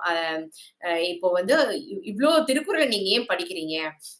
இதுக்கு பதிலா நீங்க வந்து அதோட வாழ்வியல் கருத்துக்களை நீங்க இவ்வளவு திருக்குறளை படிச்சு, அதாவது நீங்க இதுல இசை இருக்கு, இதுல மொழிவளம் இருக்கு, எல்லாமே இருக்கு, இல்லைன்னு சொல்றேன். இவ்வளோத்தையும் நீங்க இது பண்றதுக்கு பதிலா ஏதாவது ஒரு திருக்குறள் படி நம்ம நடந்தாலே நம்ம வாழ்வு அறத்தோட இருக்கலாம் அப்படின்னு சொன்னாங்க. இப்போ வந்து இவங்க சொன்னதை கேட்டப்புறம் எனக்கு ஒரு திருக்குறள் வந்து இப்போ ஞாபகம் வந்தது. இப்ப ஆண் பெண் சமத்துவம் அப்படின்றத பத்தி நம்ம இப்ப நிறைய இப்போ எல்லா இடத்துலயும் எல்லாமே பேசிட்டு இருக்காங்க. எல்லாமே. ஆனா அப்பவுமே நமக்கு திருவள்ளுவர் என்ன சொல்லியிருக்கிறாருன்னா, சிறை காக்கும் காப்பு எவன் செய்யும் மகளிர் நிறை காக்கும் காப்பே தலை. இந்த மகளிரை காவலை வைத்து காக்கும் காப்பு முறையானதுக்கு என்ன பயனை கொடுக்கும்? நிறை என்னும் பண்பால் தம்மை தானே காக்கும் கற்பே சிறந்தது அப்படின்னு சொல்லிட்டு அவ்வளவு அழகா சொல்லியிருப்பாரு. இந்த மாதிரி இப்போ இதனாலதான் இதை வச்சுதான் வீட்டுக்குள்ளே பெண்ணை பூட்டி வைப்போம் என்ற விந்தை மனிதர் தலை கவிழ்ந்தார் என்று பாடியிருப்பாரோ நம்ம மகாகவி கூட. இதை வச்சுதான் அப்படிதான் தோணுது எனக்கு. ஏன்னா இந்த மாதிரியான கருத்துக்கள் எல்லாம் இப்ப நம்ம பேசுறோம். இப்ப பேசிட்டு இருக்கோம் நம்ம. இதை எல்லாமே 2000 ஆண்டுகளுக்கு முன்னாடி இந்த மாதிரியான வாழ்வியல் கருத்துக்கள் எல்லாம் அவர் அன்னைக்கே சொல்லியிருக்காரு. ஒரு ஆண் பெண் உறவு எப்படி இருக்க வேண்டும், திருமணத்துக்கு முன்னும் பின்னும் ஒரு இன்பம் எப்படி இருக்க வேண்டும், ஒரு காதல் எப்படி இருக்க வேண்டும், ஆண் பெண் சமத்துவம் எப்படி இருக்க வேண்டும், இது எல்லாமே இந்த வாழ்வியல் வளங்கள் எல்லாமே அவர் முன்னாடியே சொல்லியிருக்காரு. அவங்க சொன்னதுலயும் நாங்க மொழி வளம் இருக்குன்னு இல்லைன்னு சொல்லலையே, இருக்கு. ஆனா அதை காட்டிலும் அதிகம் இருக்குது வாழ்வியல் வளம் தான் அப்படின்னு சொல்லியிருக்காங்க. இப்போ இதுக்கு வந்து பதில் சொல்ல வர்றாரு நம்ம கிஷன். அவர் என்ன சொல்றாருன்றதை நம்ம பார்க்கலாம். வாங்க கிஷன். அனைவருக்கும் வணக்கம். கேக்குதா? ஓகே. அனைவருக்கும் மீண்டும் எனது இனிய வணக்கங்கள்.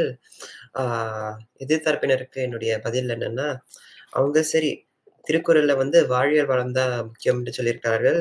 ஆனால் என்னுடைய பதில் என்ன, அந்த திருக்குறளுக்கு அந்த அடிப்படையே அந்த மொழி வளம். அந்த மொழி வளம் இல்லாட்டினா அது இன்று வரை வந்திருக்காது உண்மையில. இப்போ வந்து ஒரு உதாரணம் கொடுக்குறேன். பாவக்காய் எல்லாரும் கேட்கலாம். பாகற்காய் உடலுக்கு ரொம்ப நல்லது. இது வந்து நான் சும்மா பச்சையா வெந்து கொடுத்தா யாராச்சும் சாப்பிடுவீங்களா? உடலுக்கு நல்லது சாப்பிடுன்னு சொன்னா ஒரு 1, 2 பேர் தான் சாப்பிடுவாங்க. மற்றவர்கள் சாப்பிட மாட்டார்கள். அதே பாவற்காயில வந்து கொஞ்சம் வெல்லம், புளி, மற்ற விஷயங்களை போட்டு கருவேப்பிலை எல்லாம் நல்லா போட்டு ஆக்கி கொடுத்தா எல்லாரும் அப்படியே ருசிச்சு ருசிச்சு சாப்பிடுவாங்க. அதே மாதிரி நம்ம திருக்குறள் தான், சத்தியமா சொல்றேன்.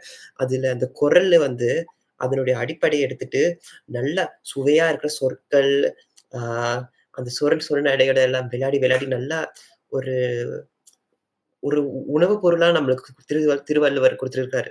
அதுதான் என்னுடைய கருத்து இந்த திருக்குறளை பத்தி. ஆகையினால இந்த மொழி நடை இல்லாம திருக்குறள் இந்த அளவுக்கு பிரபலம் வந்திருக்காது. இப்போ நான் உங்களுக்கு ஒரு விஷயம் சொல்றேன். நீங்க திருக்குறளை ஆங்கிலத்துல படிச்சிருக்கீங்களா? லைக் ஆங்கிலத்தை அது படிச்சா வந்து அது அவ்வளவு சுவாரஸ்யமா இருக்காது. அதனுடைய அழகே வந்து அந்த தமிழ் மொழியில மட்டும்தான். தமிழ் மொழியில அது ஒரு கலைத்தன்மை இருக்கு நம்ம மொழிக்கு. அந்த கலைத்தன்மையை வச்சுட்டு திருவள்ளுவர் இந்த திருக்குறளை அமைச்சிருக்கிறார். இதுதான் நான் சொல்ல விரும்பும் கருத்து. நன்றி. ரொம்ப அருமை கிஷன். உங்களுக்கு சமையல் பிடிக்கும் அப்படின்றத நாங்க ஒத்துக்கிறோம். சமைக்க பிடிக்கும், நல்லா தெரியுன்றத ஒத்துக்கிறோம். ரொம்ப அருமையான ஒரு கருத்த, ரொம்ப எளிமையா, அவ்ளோ அழகா திருக்குறள் மாதிரியே அவரு சொல்லிட்டு போனாரு. மொழி வளம் இருக்குங்க. எப்படி இல்லைன்னு சொல்லலாம். வாழ்வியல் வளம் வந்துட்டு கண்டிப்பா திருக்குறள்ல நெறைய இருக்கு. ஆனா, அது வந்து இப்போ ஒரு பாவக்காய் இருக்கு. அது ரொம்ப உடம்புக்கு நல்லது. நமக்கு வந்து எங்க போனாலும் எல்லாரும் சொல்லக்கூடியது. ஆனா எத்தன பேர் பாவக்காவ நம்ம அப்படியே சாப்பிடுறோம் சொல்லுங்க? எவ்வளோதான் நல்லா இருக்கும் அப்படின்னா கூட, அதுல கொஞ்சம் வெல்லம், அதுல கொஞ்சம் புளி, அதுல என்னெல்லாம் போட்டு இப்போ பாவக்காய் வந்து ரொம்ப உடம்புக்கு நல்லதா இருந்தா கூட, எனக்குமே வந்துட்டு கொஞ்சம் அத நல்லா ஒரு பாவக்காய் ஃப்ரை அந்த மாதிரி பண்ணி சாப்பிடுறது தான் எனக்குமே பிடிக்கும். சோ அதுதான் ருசி அதிகம் அப்படின்னாரு. அப்படி குடுக்கும் பொழுது, அ கொஞ்சமா சாப்பிடுற பாவக்காவ இன்னும் கொஞ்சம் நெறைய சாப்பிடலாம். அப்படிதான் கொடுக்கப்பட்டதுனால தான், அந்த மாதிரி தான் திருக்குறள்ல அவரு ஐயா மொழி வளத்த சேர்த்ததுனால தான், அது கொஞ்சம் இன்னும் ருசியாக இருக்கு. அதனால தான் அது நல்லா இருக்கு அப்படின்றத ரொம்ப அழகா தனக்கே உரிய ஒரு பாணியில வந்து ரொம்ப அருமையா சொன்னாங்க கிஷன். ரொம்ப சிறப்பு. இப்போ இந்த திருக்குறள்லயே நெறைய அணிகள் இருக்கு இல்லையா? இப்ப வஞ்ச புகழ்ச்சி அணிய வந்து பாத்திமா அவங்க சொன்னாங்க. அது மாரி சொல்பின் நிலையாளி இருக்கு இல்லையா? அதுல ஒரு செய்யுள்ல முதல்ல வந்து ஒரு சொல் பின்னர் பல இடங்கள்ல வந்து பொருள் தருவது தான் அது சொல்பின் வருநிலை அணி அது என்ன சொல்லப்படும். அதாவது சொல் பலமுறை வரும். ஆனா ஒரே பொருள்ல இருக்காது. அது வெவ்வேறாக இருக்கும். குன்றின் அணையரும் குன்றுவர் குன்றுவர் குன்று அணைய செய்யின் அப்படின்னு. குன்று போல உயர்ந்த பெருமை உடையவர்கள் குறுகிய அளவு இழிய செயலை செய்துவிட்டாலும் அவர்கள் பெருமை குறைந்துவிடும். எவ்வளவோ பெரிய ஆளா இருக்கலாம். அதனாலதான் பிரபலங்கள் வந்துட்டு ரொம்ப கவனமா இருக்கணும் அப்படின்வாங்க. ரொம்ப வந்துட்டு பெரிய பிரபலங்கள் ஒரு சின்னது ஒரு புள்ளி விழுந்துட்டா கூட பொழுதும். அவ்வளவுதான். நான் அப்ப வந்து யாரையும் எடுத்துக்காட்ட விரும்பல. அப்புறம் அது அது அது அந்த மாதிரியான இதுக்கு போவேணான்னு பார்க்கிறேன்னா, ஆனா அந்த மாதிரியான பிரபலங்கள் வந்துட்டு ஒரு சின்ன அவங்க வாழ்க்கையில ஒரு சின்னது நடந்தா கூட, அதுதான் வந்து குறைந்து போகும் அந்த இது. அதான் ஒரு சொல் ஒன்று பொருள் இடத்திற்கேற்ப அப்படி மாறி மாறி வந்து வந்து சொல் பின் வருநிலை அணி அப்படின்றத இந்த மாதிரியான அணிகள் எல்லாம் திருக்குறள் அப்படி ஒரு பாவக்காய்களை எப்படி வந்து ருசி கடந்து கொடுத்தா சாப்பிடுவோமோ, சும்மா சாப்பிட மாட்டோம்ல. இப்படிலாம் அணிகளை கலந்து கொடுத்தாதானே சாப்பிடுறோம். இந்த மாதிரி வாழ்வியல் வளம் இருக்கு இருக்கு அப்படின்னு கொடுத்தா மட்டும் இருக்காதுல்ல. இப்படிலாம் கொடுத்திருக்காரு. அதனாலதான் படிக்கிறாங்க. அப்படின்னு ரொம்ப அருமையா சொன்னாங்க. இப்போ வாழ்வியல் வளம் தான் இருக்கு அப்படின்றத பத்தி பேசுறதுக்கு தனுஜ் பார்த்தசாரதி அமீரகத்துல இருந்து மறுபடியும் வந்து நமக்கு என்ன பதில் சொல்றாங்க அப்படின்றத கேட்கலாம். வாங்கப்பா. அனைவருக்கும் வணக்கம். என் எதிரணியில் உள்ள நண்பர் என்னதான் திருக்குறள் மொழி வளங்கள் அதிகம் உள்ளது என்று கூறி வாதிட்டாலும் திருக்குறள் அதிகம் இருப்பது வாழ்வின் வளங்களே. திருக்குறள் அடிப்படையில் ஒரு வாழ்வியல் நூல். பசியில் இருப்பவருக்கு உணவு முக்கியம், சுவை அல்ல. அதுபோல மக்களுக்கு பயன்படுவது திருக்குறளில் உள்ள கருத்துக்கள் தானே தவிர அதில் உள்ள மொழி சுவைகள் அல்ல. நம்ம ஊர் அரசு பேருந்துகளில் திருக்குறளை பார்க்கலாம். ஏன் தெரியுமா? எல்லா மக்களுக்கும் வள்ளுவர் வாழ்க்கை தத்துவங்கள் சென்ற அடையதான். இந்நூல் மனிதன் கடைபிடிக்க வேண்டிய அடிப்படை நல்லொழுக்கங்களாக இன்னா செய்யாமை, புலால் உண்ணாமை, வாய்மை, கருணை, அன்பு, பொறுமை, சுய கட்டுப்பாட்டு, நன்றியுணர்வு, கடமை, சான்றாண்மை, ஈகை, விருந்தோம்பல், இல்வாழ்க்கை நலம் ஆகியவற்றை வலியுறுத்துகிறது. உதாரணமாக, இன்னா செய்தாரை ஒருத்தல் அவர் நானும் நன்மையும் செய்துவிடல். பொருள்: நமக்கு தீங்கு செய்தவரை தண்டிப்பதற்கு சரியான வழி அவர் வெட்கி தலை குனியும்படியாக அவருக்கு நன்மை செய்வதுதான். திருவள்ளுவர் எவ்வளவு அழகாக நமக்கு தீமை செய்தவரை கூட அறவழியில் தண்டிக்க வேண்டும் என்று கூறியுள்ளார் பாருங்களேன். வாழ்வில் நாம் பொறுமையை கடைபிடிக்க வேண்டும் என்பதை உணர்த்தும் ஒரு குறள். அகழ்வாரை தாங்கும் நிலம் போல தம்மை இகழ்வார் பொறுத்தல் தலை. தன்னை தோன்றுபவரையும் விழாமல் தாங்குகின்ற பூமியைப் போல தம்மை இகழ்ந்து பேசுபவரின் செயலையும் பொறுத்து கொள்வதே தலை சிறந்த பண்பாகும். திருக்குறள் நம் வாழ்வில் பிறப்பை தொடங்கி எவ்வாறு கல்வி கற்க வேண்டும், பொருள் ஈட்ட வேண்டும், செல்வங்கள் ஈட்ட வேண்டும், பிறருக்கு உதவ வேண்டும், நல்லொழுக்கங்களை கடைபிடிக்க வேண்டும் என்று வாழ்க்கை இன்பமாக அமைவதற்கான எல்லா வாழ்வின் வளங்களையும் நமக்கு அளித்து தருகின்றது. இவ்வாறு திருக்குறள் எல்லா மக்களுக்கும் எல்லா காலத்திற்கும் ஏற்ப வாழ்க்கைக்கு உதவும் கருத்துக்களை கொண்ட நூலாக அமைந்துள்ளது. எனவே பல்வேறு தரப்பினருக்கு உதவும் இந்த திருக்குறள் அதிகம் இருப்பது வாழ்வியல் வளமே என்று சொல்லி வாய்ப்புக்கு நன்றி கூறி விடைபெறுகிறேன். நன்றி, வணக்கம். சிறப்பு தனுஜ். ரொம்ப அருமையா சொன்னாங்க. பசி வந்தா பத்தும் பறந்து போகும். என்ன சாப்பாடுதான் முக்கியம் நமக்கு. அது எப்படி இருந்தா என்ன? பசியா இருக்கிறப்போ உனக்கு அது ஃப்ரை பண்ணி கொடுத்தானே, பேக் பண்ணி கொடுத்தானே, எப்படி வேணா கொடுத்தாலும் சாப்பிடலாம். அதான் அதுல இருக்கிற அந்த சாப்பாடு தானே முக்கியம், வாழ்வியல் வளம் தானே முக்கியம் அப்படின்னு சொல்லி அவர் சொன்னாரு. அது ஐநா செய்தாரை ஒருத்தல் அவர் நாண நன்னயம் செய்து விடல் அப்படின்ற திருக்குறள் ரொம்ப அழகா எடுத்து சொன்னாரு. இதுக்கு நிறைய நம்ம காந்தியடிகளையும் உதாரணம் எடுத்துக்கொள்ளலாம், நெல்சன் மண்டேலாவும் உதாரணம் எடுத்துக்கொள்ளலாம். ஏன்னா இவங்க எல்லாருமே இவங்க 2 பேருமே சிறையில இருக்கிற பொழுது இவர்களுக்கு இவர்களை அவமானப்படுத்தியவர்களை மறுபடியும் அவங்க திருப்பி அவங்களுக்கு அந்த அவங்கள திருப்பி பழிவாங்கணும் அப்படின்ற ஒரு இது வந்த நிலையில இருக்கும் பொழுது கூட அவருக்கு, ஆனா அவங்க 2 பேருமே அதை செய்யல. அது ஏன்னா காந்தியடிகள் சொல்லியிருக்காரு, திருக்குறளை பிறப்பதற்காகவே நான் திருக்குறளை படிப்பதற்காகவே நான் இன்னொரு பிறவி எடுக்க வேண்டும் என்பதை சொல்லியிருக்காரு. அந்த மாதிரியாக இவங்க ஏன் அப்படின்னா அவங்க இதெல்லாம் இன்னா செய்தாரை ஒருத்தல் அவர் நாண நன்னயம் செய்தவர்கள் செய்யணும்னு நன்றா செஞ்சிருக்கலாம். ஆனா இந்த மாதிரியான வாழ்வியல் நெறிகள் தான் அவங்க இந்த மாதிரி எல்லாம் நெல்சன் மண்டேலா ஆகட்டும், இவங்க 2 பேருமே இதற்கு சிறந்த உதாரணம் சொல்லலாம். அந்த மாதிரி எல்லாம் அதுல இருக்க வாழ்வியல் கருத்துக்கள் தானே முக்கியம். எப்படி நம்ம இல்லைன்னு சொல்லலாம். பிறப்புக்கும் எல்லா உயிருக்கும் சிறப்பவா செய்தொழில் வேற்றுமை பயன். இப்படி பிறப்புல இருந்து இறப்பு வரைக்கும் ரொம்ப அழகான எல்லாமே எல்லாரும் ஒன்று அப்படின்ற சொல்லக்கூடிய ஒரு திருக்குறள். அப்படி எல்லாம் பிறந்ததிலிருந்து இப்ப வரைக்கும் எல்லாருக்கும் யாருக்கு என்ன தேவைன்றத கொடுக்கக்கூடிய திருக்குறளை பத்தி வாழ்வியல் வளம் தான் நிறைய இருக்கு அப்படின்றத தனுஷ் சொன்னாங்க. இப்போ ஃபாத்திமா இதுக்கு பதில் சொல்ல வருவாங்க. என்ன சொல்றாங்கன்னு பார்க்கலாம். வாங்கப்பா. மீண்டும் என் அனைவருக்கும் என்னோட இனிய வணக்கம். ரொம்ப அழகா எதிரணியர் பேசினாங்க. முதல்ல உங்களுக்கு என்னோட பாராட்டை நான் தெரிவிச்சுக் கொள்கிறேன். ஆனா அவங்களே ஒத்துக்கிட்டாங்க, மொழி வளம் தான் அதிகமா இருக்கு வாழ்வியல் வளத்தை விட. ஏன்னா அவங்க சொல்ற ஒவ்வொரு திருக்குறளையும் ரொம்ப அழகாக என்கிட்ட சொன்னாங்க. அதுல இருக்க கருத்துக்களை ரொம்ப அழகா சொன்னாங்க. ஆனா அவங்க ஒரு விஷயத்த மறந்துட்டாங்க. அவங்க சொல்ற ஒவ்வொரு விஷயத்திலயும் கருவியா மொழிதான் இருக்குது அப்படின்றத. அவங்க சொல்ற ஒவ்வொரு திருக்குறளையுமே தன்னோட வாழ்க்கையோட ஒப்பிட்டு சொன்னாங்க. ஏன் அவங்களால வாழ்க்கையோட ஒப்பிட்டு கொள்ள முடியுது? ஏன்னா அவங்களுக்கு ரொம்ப எளிதா அது எல்லாமே புரியுது. எப்படி எளிதா புரியுது? மொழி அவ்வளவு எளிதா இருக்கிறதுனாலதான் அவங்க வாழ்க்கையோட ஒப்பிட்டு கொள்ள முடியுது. ரொம்ப கடினமான மொழிகளை போட்டு இது பண்ணீங்கன்னா அவங்களுக்கு புரிய போறது இல்லை. அதனால அவங்க வாழ்க்கையோட அவங்க ஒப்பிட்டும் கொள்ள போறது இல்லை. அதனால அதிகம் இருப்பது மொழி வளமே. அதோட மட்டும் இல்லாம நம்ம நிறைய பாடல்கள் படிச்சிருப்போம். அதே மாதிரி வசனங்கள் நிறைய நம்ம கேட்டிருப்போம். ஆனா ஒரு சில வசனங்கள் மனசுக்குள்ள ரொம்ப ஆழமா பதிஞ்சிருக்கும். ஏன்னா அதுல இருக்க கவிதை நடை, எதுகை மோனை நடைனாலதான். அதே மாதிரிதான் திருக்குறளும் அழகா கவிதை நடையில இருக்கிறதுனாலதான் நம்ம மனசுக்குள்ள ரொம்ப ஆழமா பதிஞ்சிருக்கு. அதாவது தனுஜே ஒத்துக்கிட்டாங்க. ஒரு சில குறள்லாம் நன்றி மறப்பது நன்றல்லது, நன்றல்லது அன்றே மறப்பது நன்று. அதுல இருக்க சொல் பின்வரும் நிலையணினாலதான் இன்னைக்கு வரைக்கும் நம்ம மனசுக்குள்ள அவ்வளவு ஆழமா அந்த திருக்குறள் ஒவ்வொன்றும் பதிஞ்சிருக்கு. அதே மாதிரி அவங்க சொன்ன இன்னொரு திருக்குறள், அகழ்வாரை தாங்கும் நிலம் போல இகழ்வாரை பொறுத்தல் தலை. அதாவது அவங்க ஒப்பிடுறாங்க. அப்ப அந்த ஒப்பிடுதல்ல உவமை தெரியுது. உங்க வாழ்க்கையோட ஒப்பிடுறதுக்கு மிக முக்கியமா மொழி அப்படின்ற ஒரு விஷயம் ரொம்ப எளிதா இருக்கிறதுனாலதான் உங்க வாழ்க்கையோட ஒப்பிட்டு கொள்ள முடியுது. அதனால் அதிகம் இருப்பது மொழி வளமே என்று கூறி என் உரையை முடித்துக் கொள்கிறேன். நன்றி, வணக்கம். சிறப்பு ஃபாத்திமா, ரொம்ப அழகா சொன்னாங்க. அவங்களே ஒத்துக்கிட்டாங்க.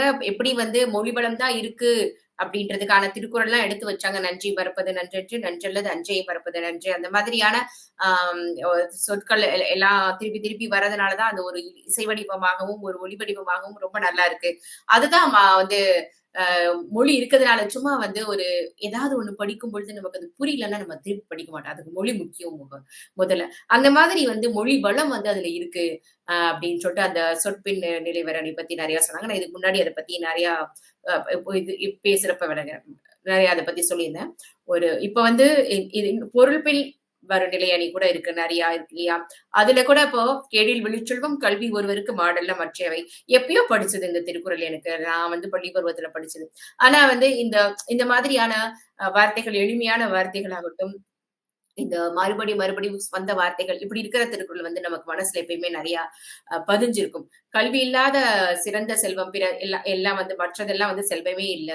அந்த மாதிரி நமக்கு வந்து கல்வி அழிவில்லாத ஒரு செல்வம் அப்படின்றத தான் அதுல சொல்லியிருப்பாரு. இத வந்து நமக்கு இப்படி இந்த மாதிரி கேடில் விழுச்செல்வம் கல்வி ஒருவருக்கு அப்படின்ற மாதிரியான ஒரு எதுகை மோனையோட நமக்கு இருக்கிறதுனால இப்ப நன்றி மறப்பது நன்றன்று நன்றல்லது அஞ்சே மறப்பது நன்று எப்பயோ படிச்சா கூட நமக்கு இன்னைக்கும் வந்து அவங்க சொன்னதை கேட்டு நமக்கு ஞாபகம் வருது. ஏன்னா அதற்குரிய அந்த சொற்கள் அதுல பயன்படுத்தி இருக்கக்கூடிய அந்த சொற்கள் அதோட மொழி வளம் அது கேட்க வந்து நமக்கு கேட்கறதுக்கு அவங்க சொன்னாங்க இல்ல கிஷன் சொன்னாங்க ஒரு இசை வடிவத்துல இருக்கு நமக்கு அதுதான் அப்படின்றத பாத்திமா வலியுறுத்திட்டு போயிருக்காங்க.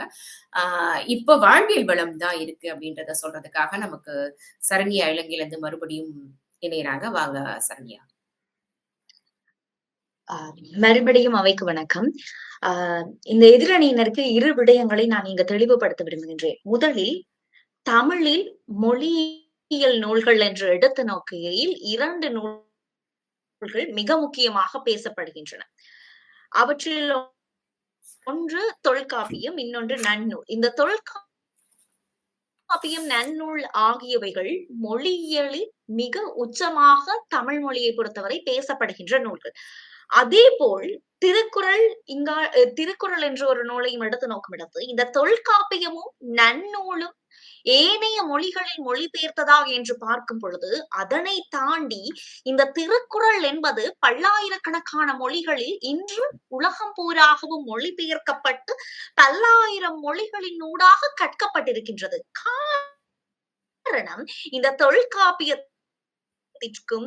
தொல்காப்பியத்திற்கும் நன்னூலிற்கும் இல்லாத இங்கு திருக்குறளிற்கு இருக்கும் சிறப்பு மொழியியலை தாண்டியும் அதிகம் இந்த திருக்குறள் உலக பொதுமுறையாய் நின்று வாழ்வியலை பேசிக் கொண்டிருக்கின்றது.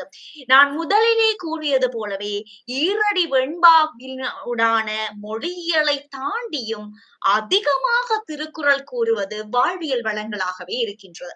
அதனையும் தாண்டி எடுத்து நோக்குமாக இருந்தால் இன்றைய 21ஆம் நூற்றாண்டை பொறுத்தவரை திருவள்ளுவத்திற்கும் எமக்கும் இடையிலான இடைவெளி என்பது மிகப்பெரிய ஒரு காலப்பகுதியினுடைய கால இடைவெளியாகவே இருந்து கொண்டிருக்கின்றது.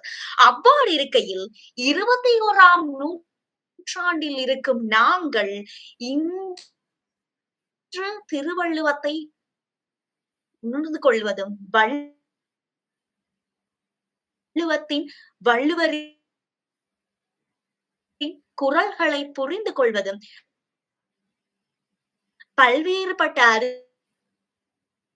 அறிஞர்களின் உரைகளினூடாகவே பரிமேலழகர், கண்ணதாசன், கலைஞர், மூனா வரதராசர் ஆகிய அத்தனை பெரும் ஜாம்பவான்களின் உரைகளினூடாகத்தான் புரிந்து கொள்கின்றோம். ஆக அவர்கள் மொழிபெயர்க்கப்படுகின்ற அந்த உரைநடைகள் தான் இன்று இருக்கின்றது. அதன் காரணமாகத்தான் இன்று உலகம் போற்றும் உலக பொதுமறையாய் உலகத்தில் மத இன கடவுள் மொழி எந்த வேதமும் இன்றி உலகத்தின் பொதுமுறை நூலாக திருக்குறள் கொண்டிருக்கின்றது. ஆக திருக்குறள் அதிகம் பேசுவது மொழி வளத்தை தாண்டிலும் வாழ்வியல் வளத்தை என கூறி விடைபெறுகின்றேன். நன்றி. சிறப்பு சரண்யா. ரொம்ப அருமையா இருந்தது. நீங்க சொன்னீங்க இல்லையா, இப்ப ஒரு தொல்காப்பியத்துல இருக்க ஒரு பாடல் சொல்லு அப்படின்னு சொன்னா நிறைய பேருக்கு சொல்ல முடியாது. இப்போ இல்ல புறநானூர்ல இருக்கிறத பத்தி யாராவது சொல்லுங்க அப்படின்னு சொன்னா நிறைய பேருக்கு சொல்ல முடியாது. ஆனா திருக்குறளை கேட்டா உங்களுக்கு சொல்ல முடியும்.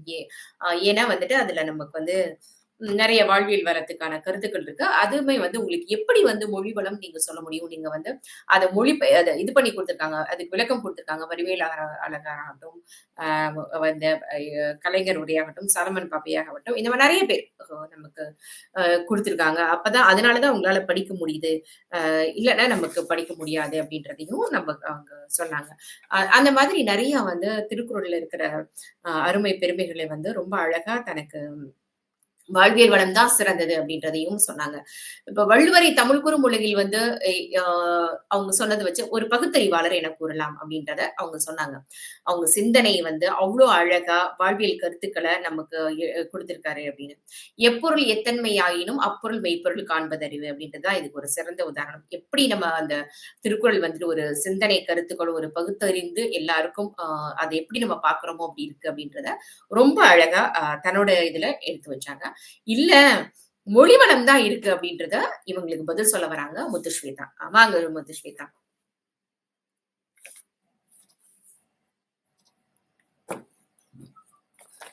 அனைவருக்கும் நெஞ்சார்ந்த வணக்கம். புன்கண்ணை வாழை மருள் எங்கோள் போல் வன் கண்ணதோ நின் துணை அப்படின்ற இந்த ஒரு குறள் இது போன்ற நுட்பமான கவிதை சொற்கள் மொழி வளத்துடைய தனித்தன்மையை காட்டுது. தனுஜ் சொன்னாரு, நீங்க பசியில இருந்தா சாப்பாடுதான் முக்கியம், சுவை முக்கியம் இல்லைன்னு. சுவை இல்லாம உணவை சாப்பிடும்போது அது வெறும் உடலின் தேவைக்கு மட்டுமே மனதுக்கு நிறைவு செய்யாது, மனதின் இன்பத்தை கொடுக்காது. அதே மாதிரிதான் திருக்குறள்ல நீங்க இப்ப இதுல இருந்து என்ன தெரியுதா, நீங்க 4 பேரும் வெறும் படிச்சு அதை வந்து மனப்பாடம் பண்றீங்க, ஆழ் மனசுல புரிஞ்சு வாழ்க்கையில பின்தொடர மாதிரி இல்ல.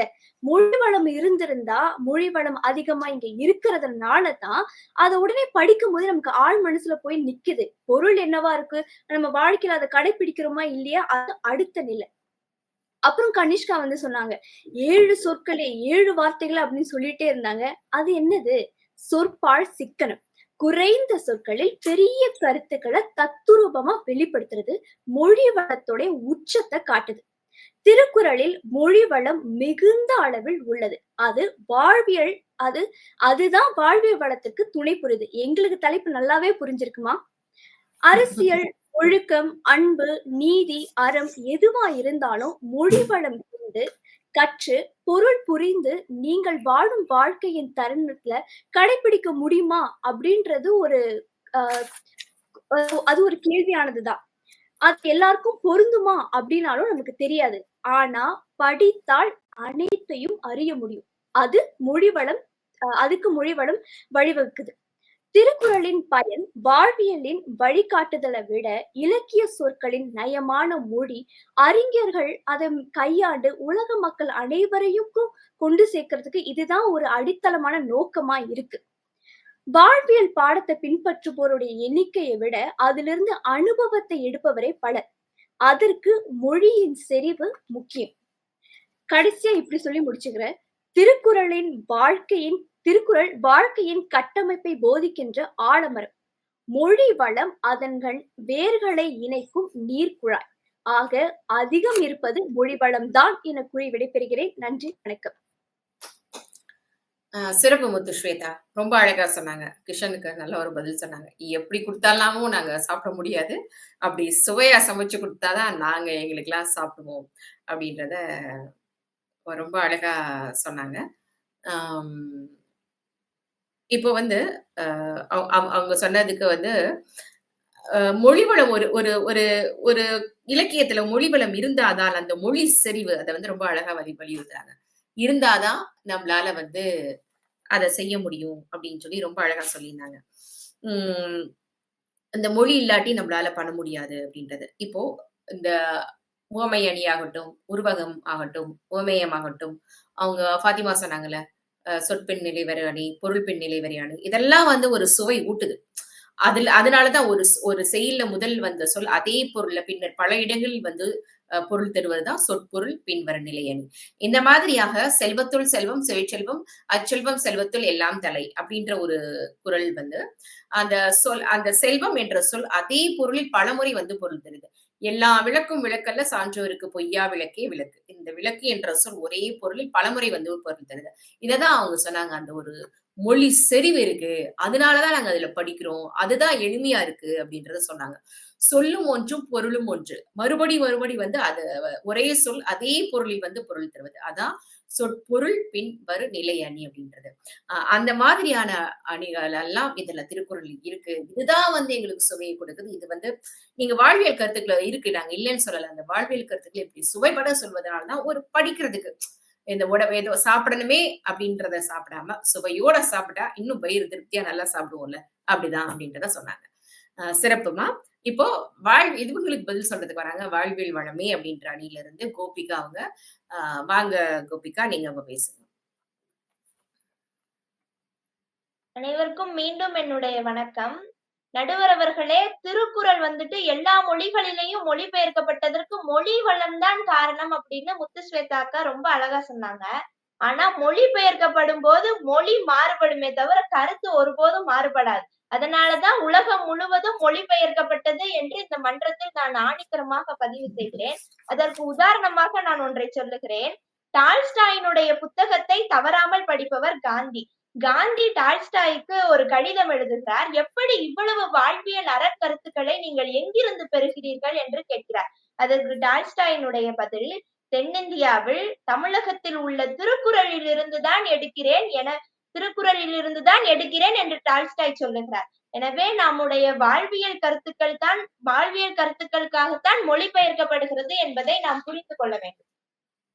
நடுவர் அவர்களே, மக்கள் இன்றைய வாழ்வியல் சூழலில் தனக்கான உடைமைகள் என்று எதையோ தேர்ந்தெடுத்துக் கொள்ளுகிறார்கள்.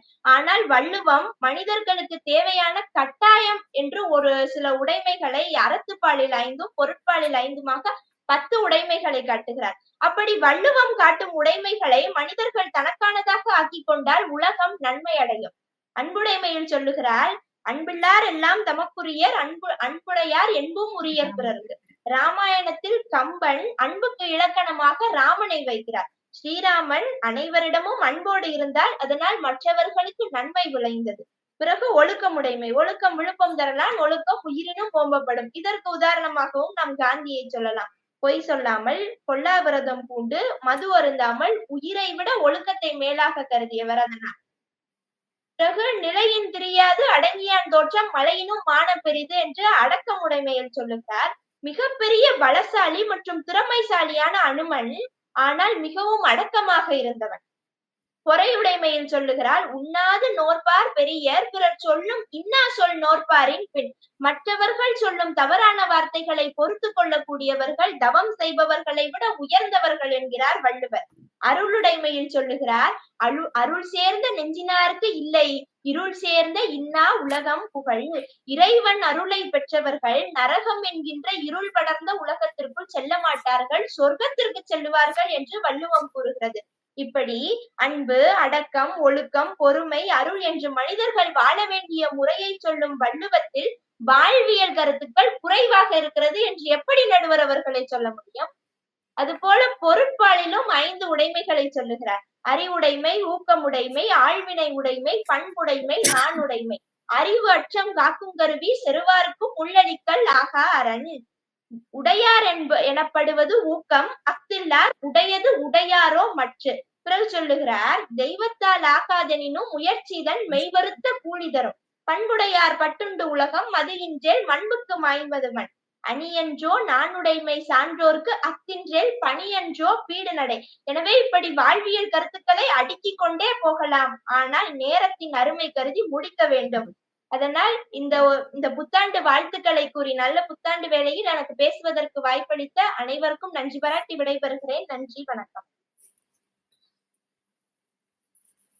சிறப்பு கோபிகா. ரொம்ப அருமையா தன்னோட கருத்துக்களை அழகா தொகுத்து எடுத்து வச்சாங்க. ரொம்ப நல்லா சொன்னாங்க. நீங்க இப்படி காந்தியடிகளோட பின்பற்றவர், ஒரு நல்ல அவர் இதா இருக்கிறவர் டால்ஸ்டாய். அவருக்கு எப்படி காந்தியடிகளுக்கு இன்னொரு பிறவி எடுத்து திருக்குறளை படிக்கணும்ன்ற ஒரு இது வந்தது அப்படின்னா, அவர் சொன்னார், டால்ஸ்டாய் சொன்னார், எனக்கு தென்னகத்துல இந்த மாதிரி திருக்குறளை படிச்சுதான் எனக்கு கருத்துக்கள் வருது அப்படின்ட்டு. இனிய உணவாக இன்னாத குரல் கனியிருப்பு காய்கறந்தவற்று. இந்த திருக்குறள் எல்லாம் நல்லா சுவையான சொற்கள் இருக்கும் பொழுது ஏன் கசப்பான கொடுக்கக்கூடிய கசப்பை தரக்கூடிய சொற்களை பேசணும் அப்படின்றதுக்கான இந்த மாதிரியான குரல்கள் எல்லாமே நம்ம திருக்குறளை படிக்கணும்னு பிற மொழி இனத்தவர்கள் பேசுறதுக்கு படிக்கணும்னு தூண்டக்கூடிய ஒரு திருக்குறள் அப்படின்ற மாதிரியான இதெல்லாம் சொன்னாங்க. அன்புடைமை, அடக்கம் நம்பை, பொறுமையுடைமை இதெல்லாம் அடுக்கி வச்சாங்க. இத்தனை இருக்கிறப்ப எப்படி நீங்க மொழி வளம் மட்டும் சொல்லப்படும். இன்னொன்னு முக்கியமான ஒரு கருத்தை சொன்னாங்க. என்ன சொன்னாங்கன்னா, நம்ம அதை மொழிபெயர்க்கிறோம் இல்லையா? இப்போ அது மொழிபெயர்க்கிறப்போ அது மாறலாம். ஆனா கருத்துக்கள் மாறாது, மொழிகள் மாறும். ஆனா அதனாலதான் அது மொழிபெயர்க்கிறாங்க அப்படின்றத சொன்னாங்க. இதேதான் கனிஷ்காவும் வலியுறுத்தினாங்க. இப்போ நன்றி. நம்ம மாணவர்கள் எல்லாம் சிறப்பா பேசினாங்க. இப்போ நம்ம தீர்ப்புக்கு போலாம். திருக்குறளில் அதிகம் இருப்பது மொழி வளமா, வாழ்வியல் வளமா? இப்போ எல்லா மாணவர்களும் பேசியாச்சு. நம்ம தீர்ப்புக்கு போயிரலாம். ஆ திருக்குறளில் அதிகம் உள்ளது மொழி வளமா, வாழ்வியல் வளமா? இதுதான் தலைப்பு. இந்த இப்ப மொழி வளமை அப்படின்றத பத்தி இந்த நெறைய பேர் நெறைய கருத்துக்கள் எடுத்து வச்சாங்க மாணவர்கள். இப்போ மொழி வளமை அப்படின்றதுக்கு கற்க கசடர கற்பவை கற்றபின் நிற்க அதற்கு தக. அதுல மொழி வளத்தை பத்தி சொன்னாங்க. இந்த திருக்குறளோட இன்னொரு சிறப்பு துணைக்கால இல்லாத ஒரு திருக்குறள். இப்போ நம்ம வந்து இப்படி ஒரு சொல்றதுக்கு இயல்பாவும் இருக்கு, எளிமையாவும் இருக்கு. இதுவும் ஒரு இதுல சிறப்பு. இப்போ திருக்குறள் வந்துட்டு ஏன் வந்து இத்தனை மொழிகள்ல மொழிபெயர்க்கப்பட்டுள்ளது? ஏன் காரணம்? தாய்மை பண்பு இருக்கு. நீங்க வந்து மருத்துவம், அமைச்சு, மனநல மருத்துவர், விவசாயி, டயட்டீஷியன், அரசு என்ன வேணா சொல்லலாம். அன்புடைமை என்னது நீங்க கேட்டாலும் கேளுங்கள் கொடுக்கப்படும்ன்ற மாதிரி நீங்க திருவள்ளுவர்கிட்ட தட்டினீங்கன்னா அவர் கொடுப்பார். அந்த அளவுக்கு அப்பயே எல்லாத்துலயும் எப்படி வந்து ரொம்ப பல்வேறு சிந்தனைகளோட கொடுத்திருக்காரு அப்படின்னு. இப்போ இவங்க சொன்னாங்கல்ல, தொல்காப்பியத்தை சரண்யா வந்து சொன்னாங்க, ஒரு தொல்காப்பியத்தையும் ஒரு புறநானூரையும் கேட்டா நமக்கு வந்து தெரியாது.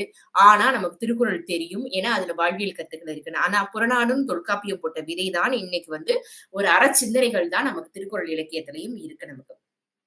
இப்போ சாதி, மதம், மொழி, இனம், என் நாட்டவர், என் மொழியாகட்டும், எந்த வயதினராகட்டும், எப்பொழுதும் இது எல்லாமே நமக்கு திருக்குறளுக்கு பொருந்தும். இப்போ இந்த ஊழ்வினை அதிகாரம் இருக்கு இல்லையா, அந்த அதான் விரிவுதான் சிலப்பதிகாரம். இப்போ பிறனின் விழையாமை அதிகாரம் தான் கம்பராமாயணம். இப்போ கோபிகா சொன்னாங்கல்ல, நிறைய வந்து கம்பராமாயணத்துல அனுமன் இதெல்லாம் சொன்னாங்க. அன்புடைமையில இருக்கிற ஒரு ராமன் பத்தி எவ்வளவு இதா சொன்னாங்க. அந்த மாதிரி அதோட விரிவுதான். ஒரு பிறனில் விழையாமை எப்படி இருக்கணும், ஒரு பிறர் மனை நோக்காமை பத்தி எப்படி இருக்கணும், ஒரு கணவன் எப்படி இருக்கணும், எப்படி வந்து ஒரு கம்பராமாயணத்துல சொல்லப்பட்டிருக்கிறது இல்லையா, அது எல்லாமே வந்து திருக்குறளையும் சொல்லப்பட்டிருக்கு. ஒரு துறவி எப்படி இருக்க வேண்டும், ஒரு இல்வாழ்க்கை அதிகாரத்துல இல்வாழ்க்கை எப்படி இருக்க வேண்டும், இனிய இல்லறம் எப்படி இருக்க வேண்டும், இந்த மாதிரி பற்பல சிந்தனைகள் பல காப்பியங்கள்ல இருக்கிறது எல்லாத்தையுமே இருக்கு. ஃபாத்திமா சொன்னாங்கல்ல, வந்து ஒரு 2 அடி திருக்குறள் ஒரு வேதம் படிக்கலாங்க. நீங்க வேதம் வந்து முழுமையா படிக்கணும்னு அவசியம் கிடையாது. 2 அடியில அழகா படிக்கலாம் சொன்னாங்க. சார்பிற்கு கட்டளை யாதெனின் தோல்வி துளை எல்லார் கண்ணும் குழல் அப்படின்னா, அதாவது நம்ம வந்து ஒரு விஷயத்த வந்து வெற்றி பெறணும்னா முதல்ல நம்ம தோல்வி ஒத்துக்கணும். அதுலதான் வந்து நம்ம நிறைய கத்துக்க முடியும் அப்படின்ற மாதிரியான அனுபவங்கள் வந்துட்டு நிறைய இருக்கு. அப்படி வாழ்வியல் கருத்துக்கள் இருக்கு அப்படின்றத அது கோபிகாவும் சொன்னாங்க, கனிஷ்காவும் சொல்லிட்டு இருந்தாங்க. இப்போ மொழி வளமை இதுல வந்து முத்துஸ்வேதா வந்து ஒரு கருத்து சொன்னாங்க. என்ன சொன்னாங்கன்னா, தூய தமிழ் அப்படின்னாங்க. பிற மொழி தாக்கம் இல்லை. அதாவது எந்த அந்த தூய தமிழ்ல திருக்குறள் இருக்கு. வேற எதுவுமே மொழி கிடையாது. வட சொல் கலப்பினை கிடையாது. ஒளி வடிவோட பொருள் வலுவாகட்டும், எதுனால ஆகட்டும் தனித்து இயங்கக்கூடியது. அதாவது கிராந்த எழுத்துக்களோட இல்லாம இயங்க முடியாது. ஆனா இந்த நம்ம திருக்குறள்ல பாத்தீங்கன்னு வச்சுக்கோங்க, நமக்கு வந்து நிறைய வந்து மொழிக்கலப்பு இருக்காது. அதுதான் வந்து அதோட வந்து ஒரு தனித்தன்மை, ஒரு சிறப்பு அப்படின்னு சொன்னாங்க. அதை வந்து முத்துஸ்வேதா சொல்லியிருந்தாங்க. இந்த மாதிரி இந்த மாணவர்கள் இதுல மொழி சிறப்புக்கு இன்னொரு திருக்குறள் எடுத்து சொல்றேன். மேலிருந்தும் மேலல்லார் மேலல்லர், கீழிருந்தும் கீழல்லார் கீழ் அல்லவர். அதாவது நல்ல பண்புகள் பெருமைகள் இல்லாதவர்கள் உயர்ந்த பதவியில நீ இருந்தா கூட நீ உயர்ந்த பதவி கிடையாது. அதான் உரியவர் அல்ல. சிறிய பதவியில் இருந்தாலும் உயர்வான பண்புகளை உடையவர் பெருமையை குன்றாதவர்கள் அல்ல. அதாவது அல்லார் அல்லர் அல்லார் அல்லவர் அப்படின்னு சொல்லியிருப்பார். மேலிருந்து மேல் அல்லவர், நல்ல பண்புகள் பெருமைகள் இல்லாதவர், வேல் அல்லர், பெருமைக்குரியவர் அல்ல. நீங்க எல்லாம் உயர் பதவியில இருக்கட்டும், உங்களுக்கு எப்படி பேசுறது ஒரு சபையில, எப்படி வந்து நமக்கு வந்துட்டு ஒரு பண்பு இல்லாம நடந்தோம் அப்படின்னா அது நீங்க மேல் பதவியில இருக்கிறது ஒண்ணுமே கிடையாது. கீழிருந்தும் கீழ் அல்ல. சிறிய பதவியில் நீங்க இருந்தா கூட ஒரு சின்ன வேலையில ஒரு நம்ம ஒரு இந்த வேலை அந்த வேலையில நம்ம சொல்ல வேண்டாம்.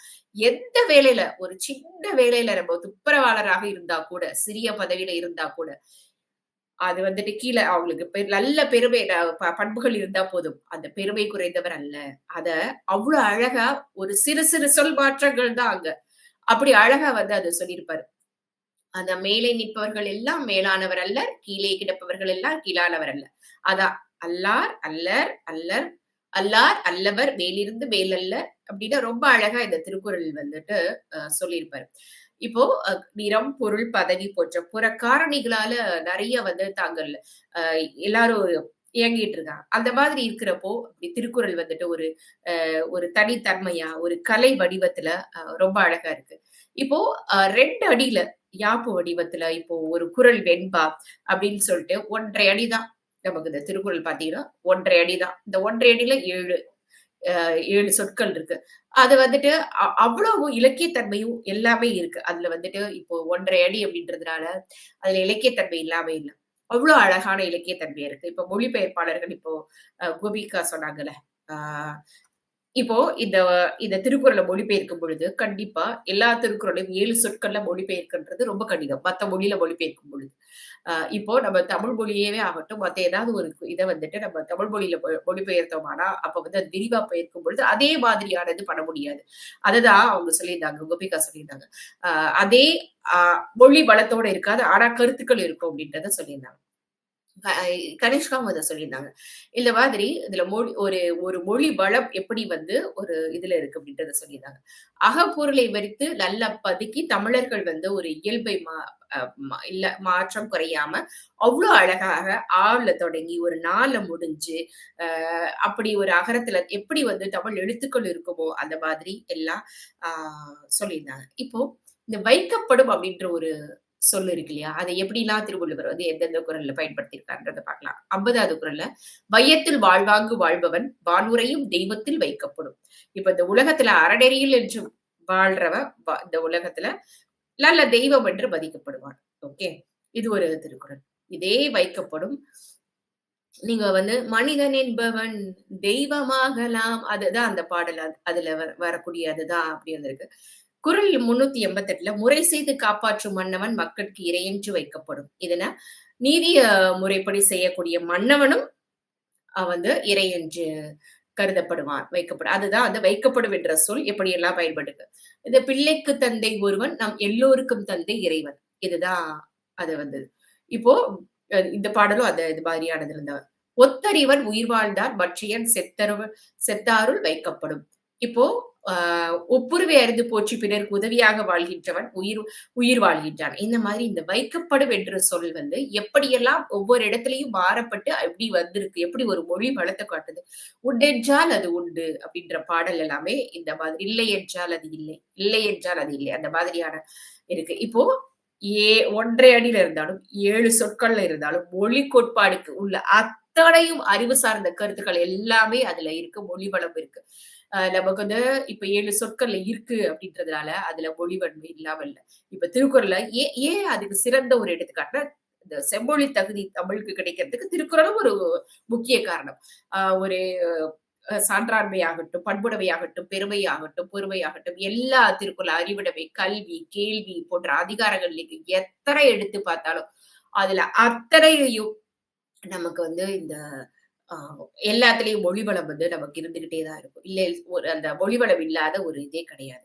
இப்போ அவங்க சொன்னாங்கல்ல, பிறப்புக்கும் எல்லா உயிருக்கும் என்ற மொழியில் அதுல எல்லாம் வந்து செம்மொழி அடையாளங்கள் இது எல்லாமே திருக்குறள் இருக்கு. தொன்மை எல்லா இதெல்லாம் இருக்கிறதுனாலதான் நம்ம திருக்குறளை வந்து இத்தனை ஆண்டுகள் இன்னைக்கும் வந்து இந்த தலைமுறையினரும் இதை பத்தி பேசிட்டு இருக்காங்க. ஏன்னா காரணம் அதோட மொழியும் வாழ்வியலும் சொன்னாங்க. இப்ப புருக்ஸ்மா என்ற திருக்குறள் ஆங்கில மொழிபெயர்ப்பாளர் வந்துட்டு இப்போ இதை வந்து மொழிபெயர்த்தாரு. அப்ப அவர் சொன்ன கருத்து வந்துட்டு இவங்க கோபிகா சொன்னாங்கல்ல, அதே கருத்துதான். இந்த மாதிரி மொழிபெயர்க்கும் பொழுது இந்த 7 சொற்களுக்குள்ள பண்ண முடியுமா அப்படின்றது தெரியாது. இப்போ அந்த சிங்கப்பூர் புத்தக மன்றத்துலதான் அவரு உடனிருந்து பயிற்சிக்கு மொழிபெயர்ப்பாளராக அவர் இருக்கிறாரு. அப்போ அவர் திருக்குறள் பல ஆங்கில மொழிபெயர்ப்பாளர்கள் உள்ள போதும் திருக்குறளை உலகெங்கும் அறிமுகப்படுத்திய நோக்கில் பொருள் விரித்து எளிமையாக கவிநயத்தோடு இவர் செய்துள்ள மொழிபெயர்ப்பு தமிழர் அல்லாத இன்றைய தலைமுறையினர் மற்ற மொழியிலையும் பரவலாக சென்றடைந்து வருகின்றது. இப்போ போயிட்டு இருக்கு. இப்ப ஜிபோப்பு தான் முதல்ல மொழிபெயர்த்தாரு. ஆனா இப்ப இவரோட இது வந்துட்டு இன்னும் எல்லாரும் படிச்சுட்டு இருக்காங்க. இப்போ 2009ல ஈட்டன் லிவ் அப்படின்றதுலயும் இவரு ஔவையாரோட மூதுரைய இது பண்ணாரு. அப்புறம் அமெரிக்கா, ஐரோப்பியா உள்ளிட்ட நாடுகள்ல எல்லா இடத்துலயும் இது எல்லாமே நல்லா ரீச் ஆச்சு. இப்ப 2002ல தமது தமிழாசிரியர் முனைவர் குவே ராமகோடி இணைந்து இவர் வந்து எ ஃபீஸ்ட் ஃபார் த ட்ரங்க் அப்படின்ட்டு ஒரு பேச்சு தமிழ்ல ஆங்கில அகராதி ஒன்று இவர் இது பண்ணாரு. சோ இந்த மாதிரி உவமைகள், உருவகங்கள், முரண் போற்றங்கள், உபயங்கள் இதெல்லாம் வச்சு வலியுறுத்துற மாதிரி அவர் திருவள்ளுவர் வந்து இதெல்லாமே வந்து இவர் மொழிபெயர்த்திருக்காரு. ஏன்னா இப்போ இந்த 7 சொற்களோட அப்படியே அவங்களால ஒரு சில இடத்துல கொடுக்க முடியல. எல்லா மொழியிலையுமே சொல்றேன். நமக்கு தமிழ்ல கொடுத்த மாதிரி இப்போ நம்ம இந்த செல்வத்துள் செல்வம் செவிச்செல்வம் அந்த மாதிரியான ஒரு எதிரை மோடையோட ஒரு பொருள் அணி இந்த சொற்பில் நிலைவர அணி பொருள் பில் நிலைவர அணி அப்படி எல்லாம் அவங்களால கொடுக்க முடியல. வாழ்வியல் வளமை அப்படின்றதுக்கு ஒரு சில உதாரணங்கள். ஒரு அதிகாரத்துல இப்போ நேர்மறையா இப்ப அவங்க சொன்னாங்கல்ல, பாத்திமா சொன்னாங்கல்ல, ஒரு வஞ்ச புகழ்ச்சி அணி அது மாதிரி நேர்மறையாகவும் புகழ்ந்தோ முரணுடையதாகவும் சில இருக்கலாம். உருவகங்கள், ஓவியங்கள் இந்த மாதிரியாக இருக்கலாம். இப்போ செல்வத்துள் செல்வம் செவிச்செல்வம் இது எல்லா இவங்களும் சொன்னாங்க இல்லையா, கோபிகா அருட்செல்வம் செல்வத்துள் செல்வம் பொருட்செல்வம் ஊரிய கண்ணுமுல அப்படின்ற குரல்ல நமக்கு தெரியலாம். பொருளாகிய செல்வங்கள் எளிந்தவர்களிடத்துல உள்ளன. அருளாகிய செல்வம் வந்துட்டு சிறந்த செல்வமாகும். அருளே சிறந்த செல்வம். அதுதான் செல்வத்துள் செல்வம் செவிச்செல்வம் அச்செல்வம் செல்வத்துள் எல்லாம் தலை. இது வந்துட்டு நமக்கு இதுவும் இந்த குரல்ல கேள்வியானதை பத்தியும் நமக்கு சொல்லப்பட்டிருக்கு. இந்த மாதிரி செவியால் கேட்டறிவு செல்வம். இப்போ நமக்கு வந்துட்டு பணம், பேர், புகழ் அத்தனையும் இருக்கணும். கேட்கலன்னு வச்சுக்கோங்க, நமக்கு வந்துட்டு ஒண்ணுமே கிடையாது. அதான் செவிச்செல்வம். நல்லதே கேட்கணும், அதுவும் இருக்கு. பிற அறங்களை கைவிட நேர்ந்தாலும் எண்ணிலையும் கைவிட முடியாத அறங்கள் வந்து பிறர்மனை நோக்காமை இதெல்லாம் இருக்கு. இதெல்லாம் இருக்கு. இப்போ அவர் இவ்வளவு சொல்றாரு இல்லையா, பொய்யாமை, புலாலு இதெல்லாம் சொல்றாருல்ல. ஆனா கொல்லாமையதான் ரொம்ப அவர் நிறைய வலியுறுத்துறாரு. அரண் இப்போ ஒவ்வொரு திருக்குறளா பார்க்கணும். குறள் வந்துட்டு 150ல அரண் வரையன அல்ல செய்யணும் பிறன் வரையால் பெண்மை நயாவாமை நன்று. ஒருவன் அறநெறியில் நிற்காமல் அறமில்லாது கூட இருக்கலாம். ஆனா பிறர் மனைவியை நோக்காதே. பிறர் மனைவி இது வந்து அவர் இது வந்து சொல்லக்கூடிய ஒரு அறம். நீ வந்து அறமே கூட செய்யாம இருக்கலாம், ஆனா பிறர் மனைவியை நோக்காதே அப்படின்னு சொல்லலாம். இப்ப புறங்கூறாமையில சொன்னார், அறங்கூற நல்ல செய்யணும் ஒருவன் புறங்கூற நின்றால் இனிது அப்படின்னு. அதாவது நீ வந்துட்டு எந்த அறனும் செய்ய தேவையில்லை, ஆனா மத்தவங்களை பத்தி குறை சொல்லாத, புறம் கூறாதே அப்படின்னு. இப்ப பிறர் மனை நோக்காமை சொல்லிட்டாரு, இதுவும் சொல்லிட்டாரு. இப்ப வாய்மை, பொய்யாமை ஆற்றின் அறம் பிற செய்யாமை நன்றின.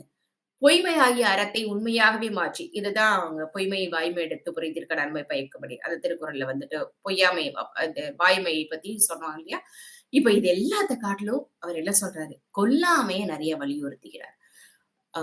ஒன்றாக நல்லது கொல்லாமை, மற்றதன் பின்சாரா பொய்மை நன்றி. இணையில்லாத ஒரு அறமாக கொல்லாமை நல்லது அப்படின்னு சொல்லி சொல்றாரு. இப்போ ஊழ் அதிகாரத்தில் தமக்குரிய ஒன்றை ஒருவர் நீக்க முயன்றாலும் நீக்காது. அதாவது முரணாக சொல்லப்பட்ட 2 குறள். அதே வந்து மடியின்மையில வந்துட்டு நீ வந்துட்டு தொடர்ந்து சோம்பல் இல்லாம தொடர்ந்து ஒரு இதை செஞ்சா அத வந்து நீ வந்து அந்த இதுல இருந்து வெளியில வரலாம் அப்படின்றத சொல்லியிருப்பாரு. மக்கள் செல்வத்துல அதிகாரத்துல ஒரு மனிதன் பெறக்கூடிய பெரும் பேராக சான்றாண்மை வந்து நமக்கு வந்து மக்கள் செல்வம் தான். அதனாலதான் அந்த காலத்துல வந்துட்டு எல்லா குழந்தை செல்வங்கள் இருந்தாதான், நீங்க என்ன இருக்கட்டும், எவ்வளவு வசதிகள் இருக்கட்டும், குழந்தை செல்வங்கள் அல்ல செல்வம் இல்லாட்டி என்ன இருக்கும் அப்படின்றத சொல்லியிருப்பாரு. அடக்கமடைமை இதை பத்தி கோபிகாவும் சொல்லியிருந்தாங்க இல்லையா. நிறைய வந்து அடக்கமடைமை அதிகாரத்தை தன்னடக்கத்தை பத்தி சொல்லியிருக்காங்க. இப்போ முரண் போல இப்படி ஒரு சிலர்த்த தோன்றினாலும் அந்த உரைகள்லயே உங்களுக்கு வந்துட்டு பயன்படுத்தியிருப்பாங்க. ஊழிற் பெருவெளி யாவுல மற்றென்று சூழியலும் தான்பும் தோறும் அப்படின்னு.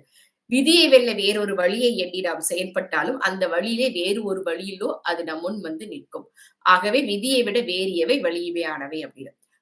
ஊழையும் உப்பாகம் காண்பர் உழைவின்றி தாழ துளிற்று பவர். சோர்வில்லாமல் முயற்சி செய்தால், அதுதான் நம்ம வந்து ஊழ்விடை இருக்கு இல்லைன்னு சொல்லல. ஆனா அந்த ஊழ்விடைய அதான் தெய்வத்தால் ஆகாததின முயற்சி தர மெய்வருத்த கூலி தரும். அப்ப நம்ம வந்து முயற்சி செய்தோமானால் அது வந்து நம்ம அதுல இருந்து வெளியில வரலாம் அப்படின்னு. இப்போ திருக்குறள் படிக்கிறதுல என்ன பயன், இவ்வளோ இருக்கு சொல்றீங்கல்ல, என்ன பயன் அப்படின்னு. மனம் தெளிவடையும், நம்ம மனசு தெளிவாகும், மனித வாழ்க்கை செம்மையாகும், நல்ல பண்புகள் வரும், எல்லா உயிர்களிடத்தையும் அன்பு தலைக்கும். இதுதான் அறத்துப்பால். இப்போ அவங்க சொன்னாங்கல்ல, அறத்துப்பால் வந்துட்டு தினந்தோறும் நம்ம படிச்சாலே போதும். தனுஜ் இப்போ பொருட்பால் வந்து சமூகத்துக்கு சொல்லப்பட்டது அப்படின்னு. இந்த மாதிரி முதலாக எழுதப்பட்டது அறத்துப்பால். 4 இயல்கள் உள்ளது. இப்போ இதுக்கப்புறம் கடைபிடிக்க வேண்டிய எல்லாமே இருக்கு. இப்ப இன்பத்துப்பால்ல ஒரு காதல் எப்படி இருக்க வேண்டும், ஒரு காதல்ல ஒரு அறவும் சொல்லியிருக்காரு. எப்படி எல்லாம் வந்து ஒரு காதல் இருக்க வேண்டும் அப்படின்றத சொல்லியிருக்காரு. இப்போ ஆஹ் இப்போ ஒரு அரசவையில ஒரு இது நடக்குது. எது பெரிது என்று ஒரு அரசர் கேட்கிறான். அதாவது மலையை காட்டிலும், கடலை காட்டிலும், உலகத்தை காட்டிலும் பெரியது எது அப்படின்னு. எங்க போறது நம்ம? திருவள்ளுவர்கிட்ட தானே வரணும். எது பெரியது? எது கடலை காட்டிலும், உலகத்தை காட்டிலும், இந்த மலையை காட்டிலும் எது பெரியது? நிலையின் திரியா தடங்கியான் தோற்றம் மலையினும் மானப் பெரிது. சரி, இப்போ நேர்மையாக நல்ல நேர்மையான வழியை விட்டு விலகாது அடக்கத்துடன் வாழ்பவனை இது வந்து மலையை காட்டிலும் பிறர்மன தோற்றம் இதுதான் நல்ல இதானது அப்படின்னு சொல்லிட்டு. இப்போ அடுத்து காலத்தினால் செய்த நன்று சிறிதனும் யாலத்தினும் மானப் பெரிது. இப்போ இதுதான் காலத்தோடு செய்த உதவி. அளவால் சிறிதே என்றாலும் அதன் பெருமை உலகத்தை விட பெரியது. இப்போ நம்ம பார்த்துட்டோம் எது வந்துட்டு மலையை காட்டிலும் பெருசுன்றதை பார்த்துட்டோம், எது உலகத்தை காட்டிலும் பெருசுன்றதை பார்த்துட்டோம். இப்போ காலத்தினால் செய்த நன்றி. நம்ம பரீட்சைக்கு போறோம், யாராவது ஒரு சின்ன பென்சில் கொடுத்தா கூட அதுவே நமக்கு வந்து பெரிய உதவி. அததான் வந்து இந்த உலகத்தை காட்டிலும் பெருசு. இப்போ ஒரு சில சமயம் வந்துட்டு நம்ம அந்த பேருந்துல போறப்போ நமக்கு வந்து ஒரு 10 சென்ட் யாராவது கொடுத்தா கூட நமக்கு ஏதாவது ஒரு தேர்வு நேரத்துல போகும் பொழுது அது போகாம முடியாம போயிடும். ஆனா அது எனக்கெல்லாம் அப்படி ஆயிருக்கு. அந்த மாதிரி ஒரு 10 சென்ட் கொடுத்துட்டு நம்ம அந்த நேரத்துல உரிய நேரத்துல போயிடுறோம் இல்லையா? அதுதான் காலத்தினால் செய்த நன்றி சிறிதனிலும் காலத்தோடு செய்த உதவி. எப்ப தேவையோ அப்ப செய்யாம திருப்பி எப்பயோ செய்யறது வந்து பிரயோஜனம். இது வந்து நிறைய வந்து ரத்த தானத்தை சொல்லலாம். ஒரு உயிரையே காப்பாற்றும் சின்ன அப்படி அந்த அந்த நேரத்துல அந்த கோல்டன் மூமெண்ட்ஸ், கோல்டன் ஹவர்ஸ் சொல்லுவோம் இல்லையா? அந்த நேரத்துல அது செய்யறது. அடுத்து பயன் துக்கார் செய்த உதவி நயன் தூக்கி நன்மை கடலில் பெரிது. பயனையாவது உங்ககிட்ட இப்ப இன்னைக்கு நம்ம மட்டும் உதவி செஞ்சா நாளைக்கு வந்து திருப்பி கொடுப்பான், வட்டியோட திருப்பி கொடுப்பான் அப்படின்னா இல்ல. நீ எப்ப கொடுக்க முடியுதோ கொடு, எந்தவித இதையும் எதிர்பாராம கொடுக்கறத கொடு அப்படின்னு சொல்றதோ, இல்ல குடுக்காட்டியும் பரவாயில்ல அப்படின்னோ அதுதான் வந்து கடலை விட மிகப்பெரியதாகும். இப்ப உலகத்தை விட எது பெரியது? கடலை விட எரிது பெரிது, மலையை விட எது பெரிதுன்னு பார்த்தோம். நிலையின் திரியா தடங்கியா தோற்றம் மலையினும் மாட பெரிது அப்படின்ட்டு. நேர்மையாக வழியை விட்டு விலகாது அடக்கத்துடன் வாழ்பவன் மலையினும் பெரியது. காலத்தினால் செய்த நன்றி இதுவும் வந்துட்டு உலகத்தோட பெரியது. பயன்தூக்கார் செய்த உதவி நயன் தூக்கில் கடலில் பெரியது. இதுவும் கடலை விட பெருசு. இந்த மாதிரி இது எங்க இருக்குன்னா பெரிய புராணத்துல சேக்கிலார்ல எது உலகத்தை விட பெரியது, எது மலையை விட பெரியது, எது வந்து கடலை விட பெரியது, திருவள்ளுவர்ன்ற படத்திலயும் இது வரும். இந்த மாதிரி இதுக்கு எல்லாத்துக்கும் யாருக்கு எது கேட்டாலும் விடை இவர்கிட்ட வரலாம். இப்ப அப்படிதான் நமக்கு திருக்குறள்ல இருக்கு. முயற்சி திருவடியாக்கும். முயற்சியின்மை வந்துட்டு நம்ம அதாவது முயற்சிகள் வந்து நமக்கு தோக்கவே கூடாது. முயலாமை வந்து நம்ம வந்து எப்பயுமே இருக்கக்கூடாது. ஏதாவது வந்து நம்ம அதை செய்யறதுக்காக நம்ம முயற்சி செஞ்சுக்கிட்டே இருக்கணும். அதுதான் இயலாமையில் தோற்றவர்கள் தான் அதிகமே தவிர முயற்சியால் தோற்றவர்கள் வந்துட்டு யாருமே அவ்வளவு குறைவு கிடையாது. இப்போ இயல்பாழ்வில் திருக்குறள் அப்துல் கலாம் ஐயா ஆகட்டும், காந்தியடிகள் இன்னா செய்தாரை ஒருத்தல வரலாறு நிர்ணயம் செய்து விடல் அப்படின்றதாகட்டும், இவங்க எல்லாருமே இதை படிச்சதுனாலதான் இது வரைக்கும் வந்துட்டு அவங்க அறநெறியில சென்று நமக்கு எல்லாம் அறத்தோட நின்று அறத்தோடு ஒழுகி எல்லாம் இது பண்ணிருக்கிறதுனால இன்னைக்கும் வந்துட்டு ரஷ்யாவில டால்ஸ் நிலைகளால ஆனா உலகம் அழிந்தாலும் அழியாத இடத்துல வந்து திருக்குறளை வச்சிருக்காங்க. எதனால வச்சிருக்காங்க? இப்போ இந்த மொழி வளத்தால வச்சிருக்காங்களா இல்ல வாழ்வியல் வளத்தால வச்சிருக்காங்களா அப்படின்னு அவங்க சொன்னாங்கல்ல. கனிஷ்கா சொன்னாங்கல்ல ஒரு வார்த்தை, ஏன் அதை மனப்பாடம் பண்ணணும், அதை அப்படியே வாழ்வியல் கருத்தோட படிச்சுட்டு போயிடலாமே அப்படின்னு. நாங்க வந்துட்டு வாழ்வியல் கருத்துக்கள் இல்ல அப்படின்னு சொல்லல, மொழி வளம் இல்லைன்னு சொல்லல, ஆனா வாழ்வியல் வளம் தான் அதிகம் இருக்கு அப்படின்னு சொன்னாங்க இல்லையா? இப்போ நீங்க அறத்துப்பால், பொருட்பால், காமத்து, இந்த இன்பத்துப்பால் இதெல்லாம் எடுத்துக்கிட்டோம் அப்படின்னா நிறைய வந்துட்டு இந்த மொழி வளம் இருக்கக்கூடியது அப்படின்ற திருக்குறள் வந்துட்டு நம்ம எண்ணிடலாம் அந்த மாதிரி. ஆனா வாழ்வியல் வளம் இருக்கிற திருக்குறள் பாத்தீங்களா நம்ம நிறைய இருக்கு. அது என்னைக்குமே வந்து நான் சொன்னேன் இல்லையா, எல்லா நாட்டவராகட்டும், எந்த மொழி பேசுவவர்களாகட்டும், எந்த நேரத்திலேயாகட்டும் எல்லாரும் எப்பயுமே படிக்கிறாங்க, இல்ல வரைக்கும் படிக்கிறாங்க அப்படின்னா அதுக்கு காரணம் என்ன அப்படின்னா அதோட வாழ்வியல் வளம் தான். இப்போ மொழி வளம் இருக்கிறது இந்த சொன்னாங்கல்ல ஒரு சுவைப்பட கொடுக்கறதுக்கு, சாப்பிடறதுக்கு, வயிறு நிறையறதுக்கு. ஆனா வாழ்வியல் வளங்கள் இருக்கிறதுனாலதான் நிறைய பேர் இப்போ நிறைய மொழிபெயர்க்கிறாங்க இல்லையா? அப்போ அது எதனால மொழிபெயர் இனிய உலகாக இல்லாத குரல் கடியிருப்பு காய்கறின்னு சொன்னவர் வந்துட்டு ஒரு பிறமொழி பேசுபவர் தான். அவர் தான் வந்து அதை பிடிச்சிட்டு அதை வந்து மொழிபெயர்த்திருக்காரு. அப்போ அத இப்போ நமக்கு இனிய உளவாக இன்னாத குரல் அந்த ஈன்னு வருது. அது நமக்கு தமிழ்ல படிக்கும்போது இருக்கு. ஆனா அது ஆங்கிலத்துல மொழிபெயர்க்கும் பொழுது இதே மாதிரியான ஒரு இதுல மொழிபெயர்க்க முடியாது. ஆனா அதோட கருத்து இருக்கு இல்லையா? என்னைக்குமே கருத்து தான் பேசும். அந்த அந்த கருத்து தான் இன்ன வரைக்கும் நமக்கு திருக்குறள்வர் நம்ம கூட நம்ம எங்க போனாலும் நமக்கு என்ன கேட்டாலும் கொடுக்கறதுக்கான காரணம் யாரு அறநெறியில சிறந்து ஒழுகுறாங்களோ அவங்க கிட்ட எல்லாம் போய் கேட்டீங்கன்னா காரணம் அந்த வாழ்வியல் வளம் தான். மொழி வளம் இருக்கு. ஆனா அது சுவைபட நமக்கு இந்த மாதிரியான சின்ன சின்ன மனப்பாடங்கள் ஞாபகம் வச்சுக்கிறவங்களுக்கு நம்ம புரிஞ்சுக்கிறதுக்கு ஒரு சுவைபட இருக்கிறதுக்கு இப்ப அறத்துப்பாலாகட்டும் பொருட்பாலாகட்டும் இந்த தனுஜு சொன்னாங்களா அறத்துப்பால்ல சொல்லப்பட்டவை எல்லாம் தினந்தோறும் இருக்கும். பொருட்பால்ல சொல்லப்பட்டது சமூகத்துக்கு இருக்கு. இன்பத்துப்பால்லையும் நிறைய அறநெறியோடு எப்படி காதல் இருக்க வேண்டும் நிறைய மொழி வளங்கள் இருக்கு. அதுலயும் நிறைய சுவைபட சொல்லியிருக்காரு. ஆனா அது எப்படி ஒரு காதல் ஒரு இன்பம் அதுவுமே எப்படி அறத்தோட இருக்கணும் அப்படின்னு தான் சொல்லியிருப்பாரு. அவர் சொல்லப்பட்ட அறநெறி கருத்துக்கள் தான் இன்ன வரைக்கும் நமக்கு பேசுது. தூய தமிழ்ல இருக்குது மொழி வளமாக இருக்குது இல்லைன்னு சொல்லலாம். ஆனா அதுல வாழ்வியல் வளங்கள் இருக்கிறதுனாலதான் இன்னைக்கும் எல்லாரும் சின்ன சின்ன குழந்தைகள் கூட முதல்ல பேச தெரியாம இருக்கிற குழந்தைகளை கூட நம்ம என்ன சொல்றோம் இல்ல நம்ம திருக்குறளை பேசுங்க திருக்குறளை படிங்க அப்படின்னு சொல்றதுக்கான காரணம் என்ன? சின்ன வயசுல இருந்தே வாழ்வியல் வளங்கள் அவங்க தெரிஞ்சுக்கட்டும், வாழ்வியல் அறநெறிகளை தெரிஞ்சுக்கட்டும், அறத்தோடு ஒட்டி ஒழுகட்டும் அப்படின்றதுனாலதான் அவங்களை இன்ன வரைக்கும் நம்ம எல்லாரையும் அறநெறிகள் எல்லாருக்கும் தேவை அறங்கள் தான் தேவை. ஒருத்தவங்களுக்கு ஒரு ஒரு எந்த மொழியில இருந்தாலும் யாருக்குமே நம்ம அன்போடு இருந்தா பிடிக்கும், அடக்கத்தோடு இருந்தா பிடிக்கும், பண்போடு இருந்தா பிடிக்கும். எல்லாருக்குமே வாழ்வியல் நெறிகள் வருதான். ஒருத்தர் நம்ம திட்டும் பொழுது நமக்கு வலிக்கும், பாராட்டும் போது மகிழ்ச்சி கொடுக்கும். அதுதான் அவர் வாய்வேலையும் சொல்லியிருப்பாரு. உண்மையான சொல்ல மத்தவங்களை துன்பப்படுத்தாத நம்ம பேசக்கூடிய சொற்கள் தான் உண்மையான வாய்வைன்னு சொல்றாரு. அது எல்லாருக்குமே பொதுவானதுதான். அதனாலதான் திருக்குறள் இன்னைக்கும் வெற்றி பெற்றுட்டு இருக்கு. இன்னைக்கும் வெற்றி நடை போடுது அப்படின்னா காரணம் அது தனித்தன்மை, பொதுத்தன்மை நாட்டவருக்கும் மொழியினருக்கும் எல்லாருக்கும் எப்பயுமே பொருந்தும். வாழ்வியல் கருத்துக்கள் அதிகம் உள்ளது. அதனாலதான் திருக்குறளில் அதிகம் உள்ளது வாழ்வியல் வளமே என்று கூறி வாய்ப்பு கொடுத்தமைக்கும் எல்லாரும் இதுவரை கேட்டமைக்கும் நன்றி கூறி விடைபெறுகிறேன். நன்றி, வணக்கம்.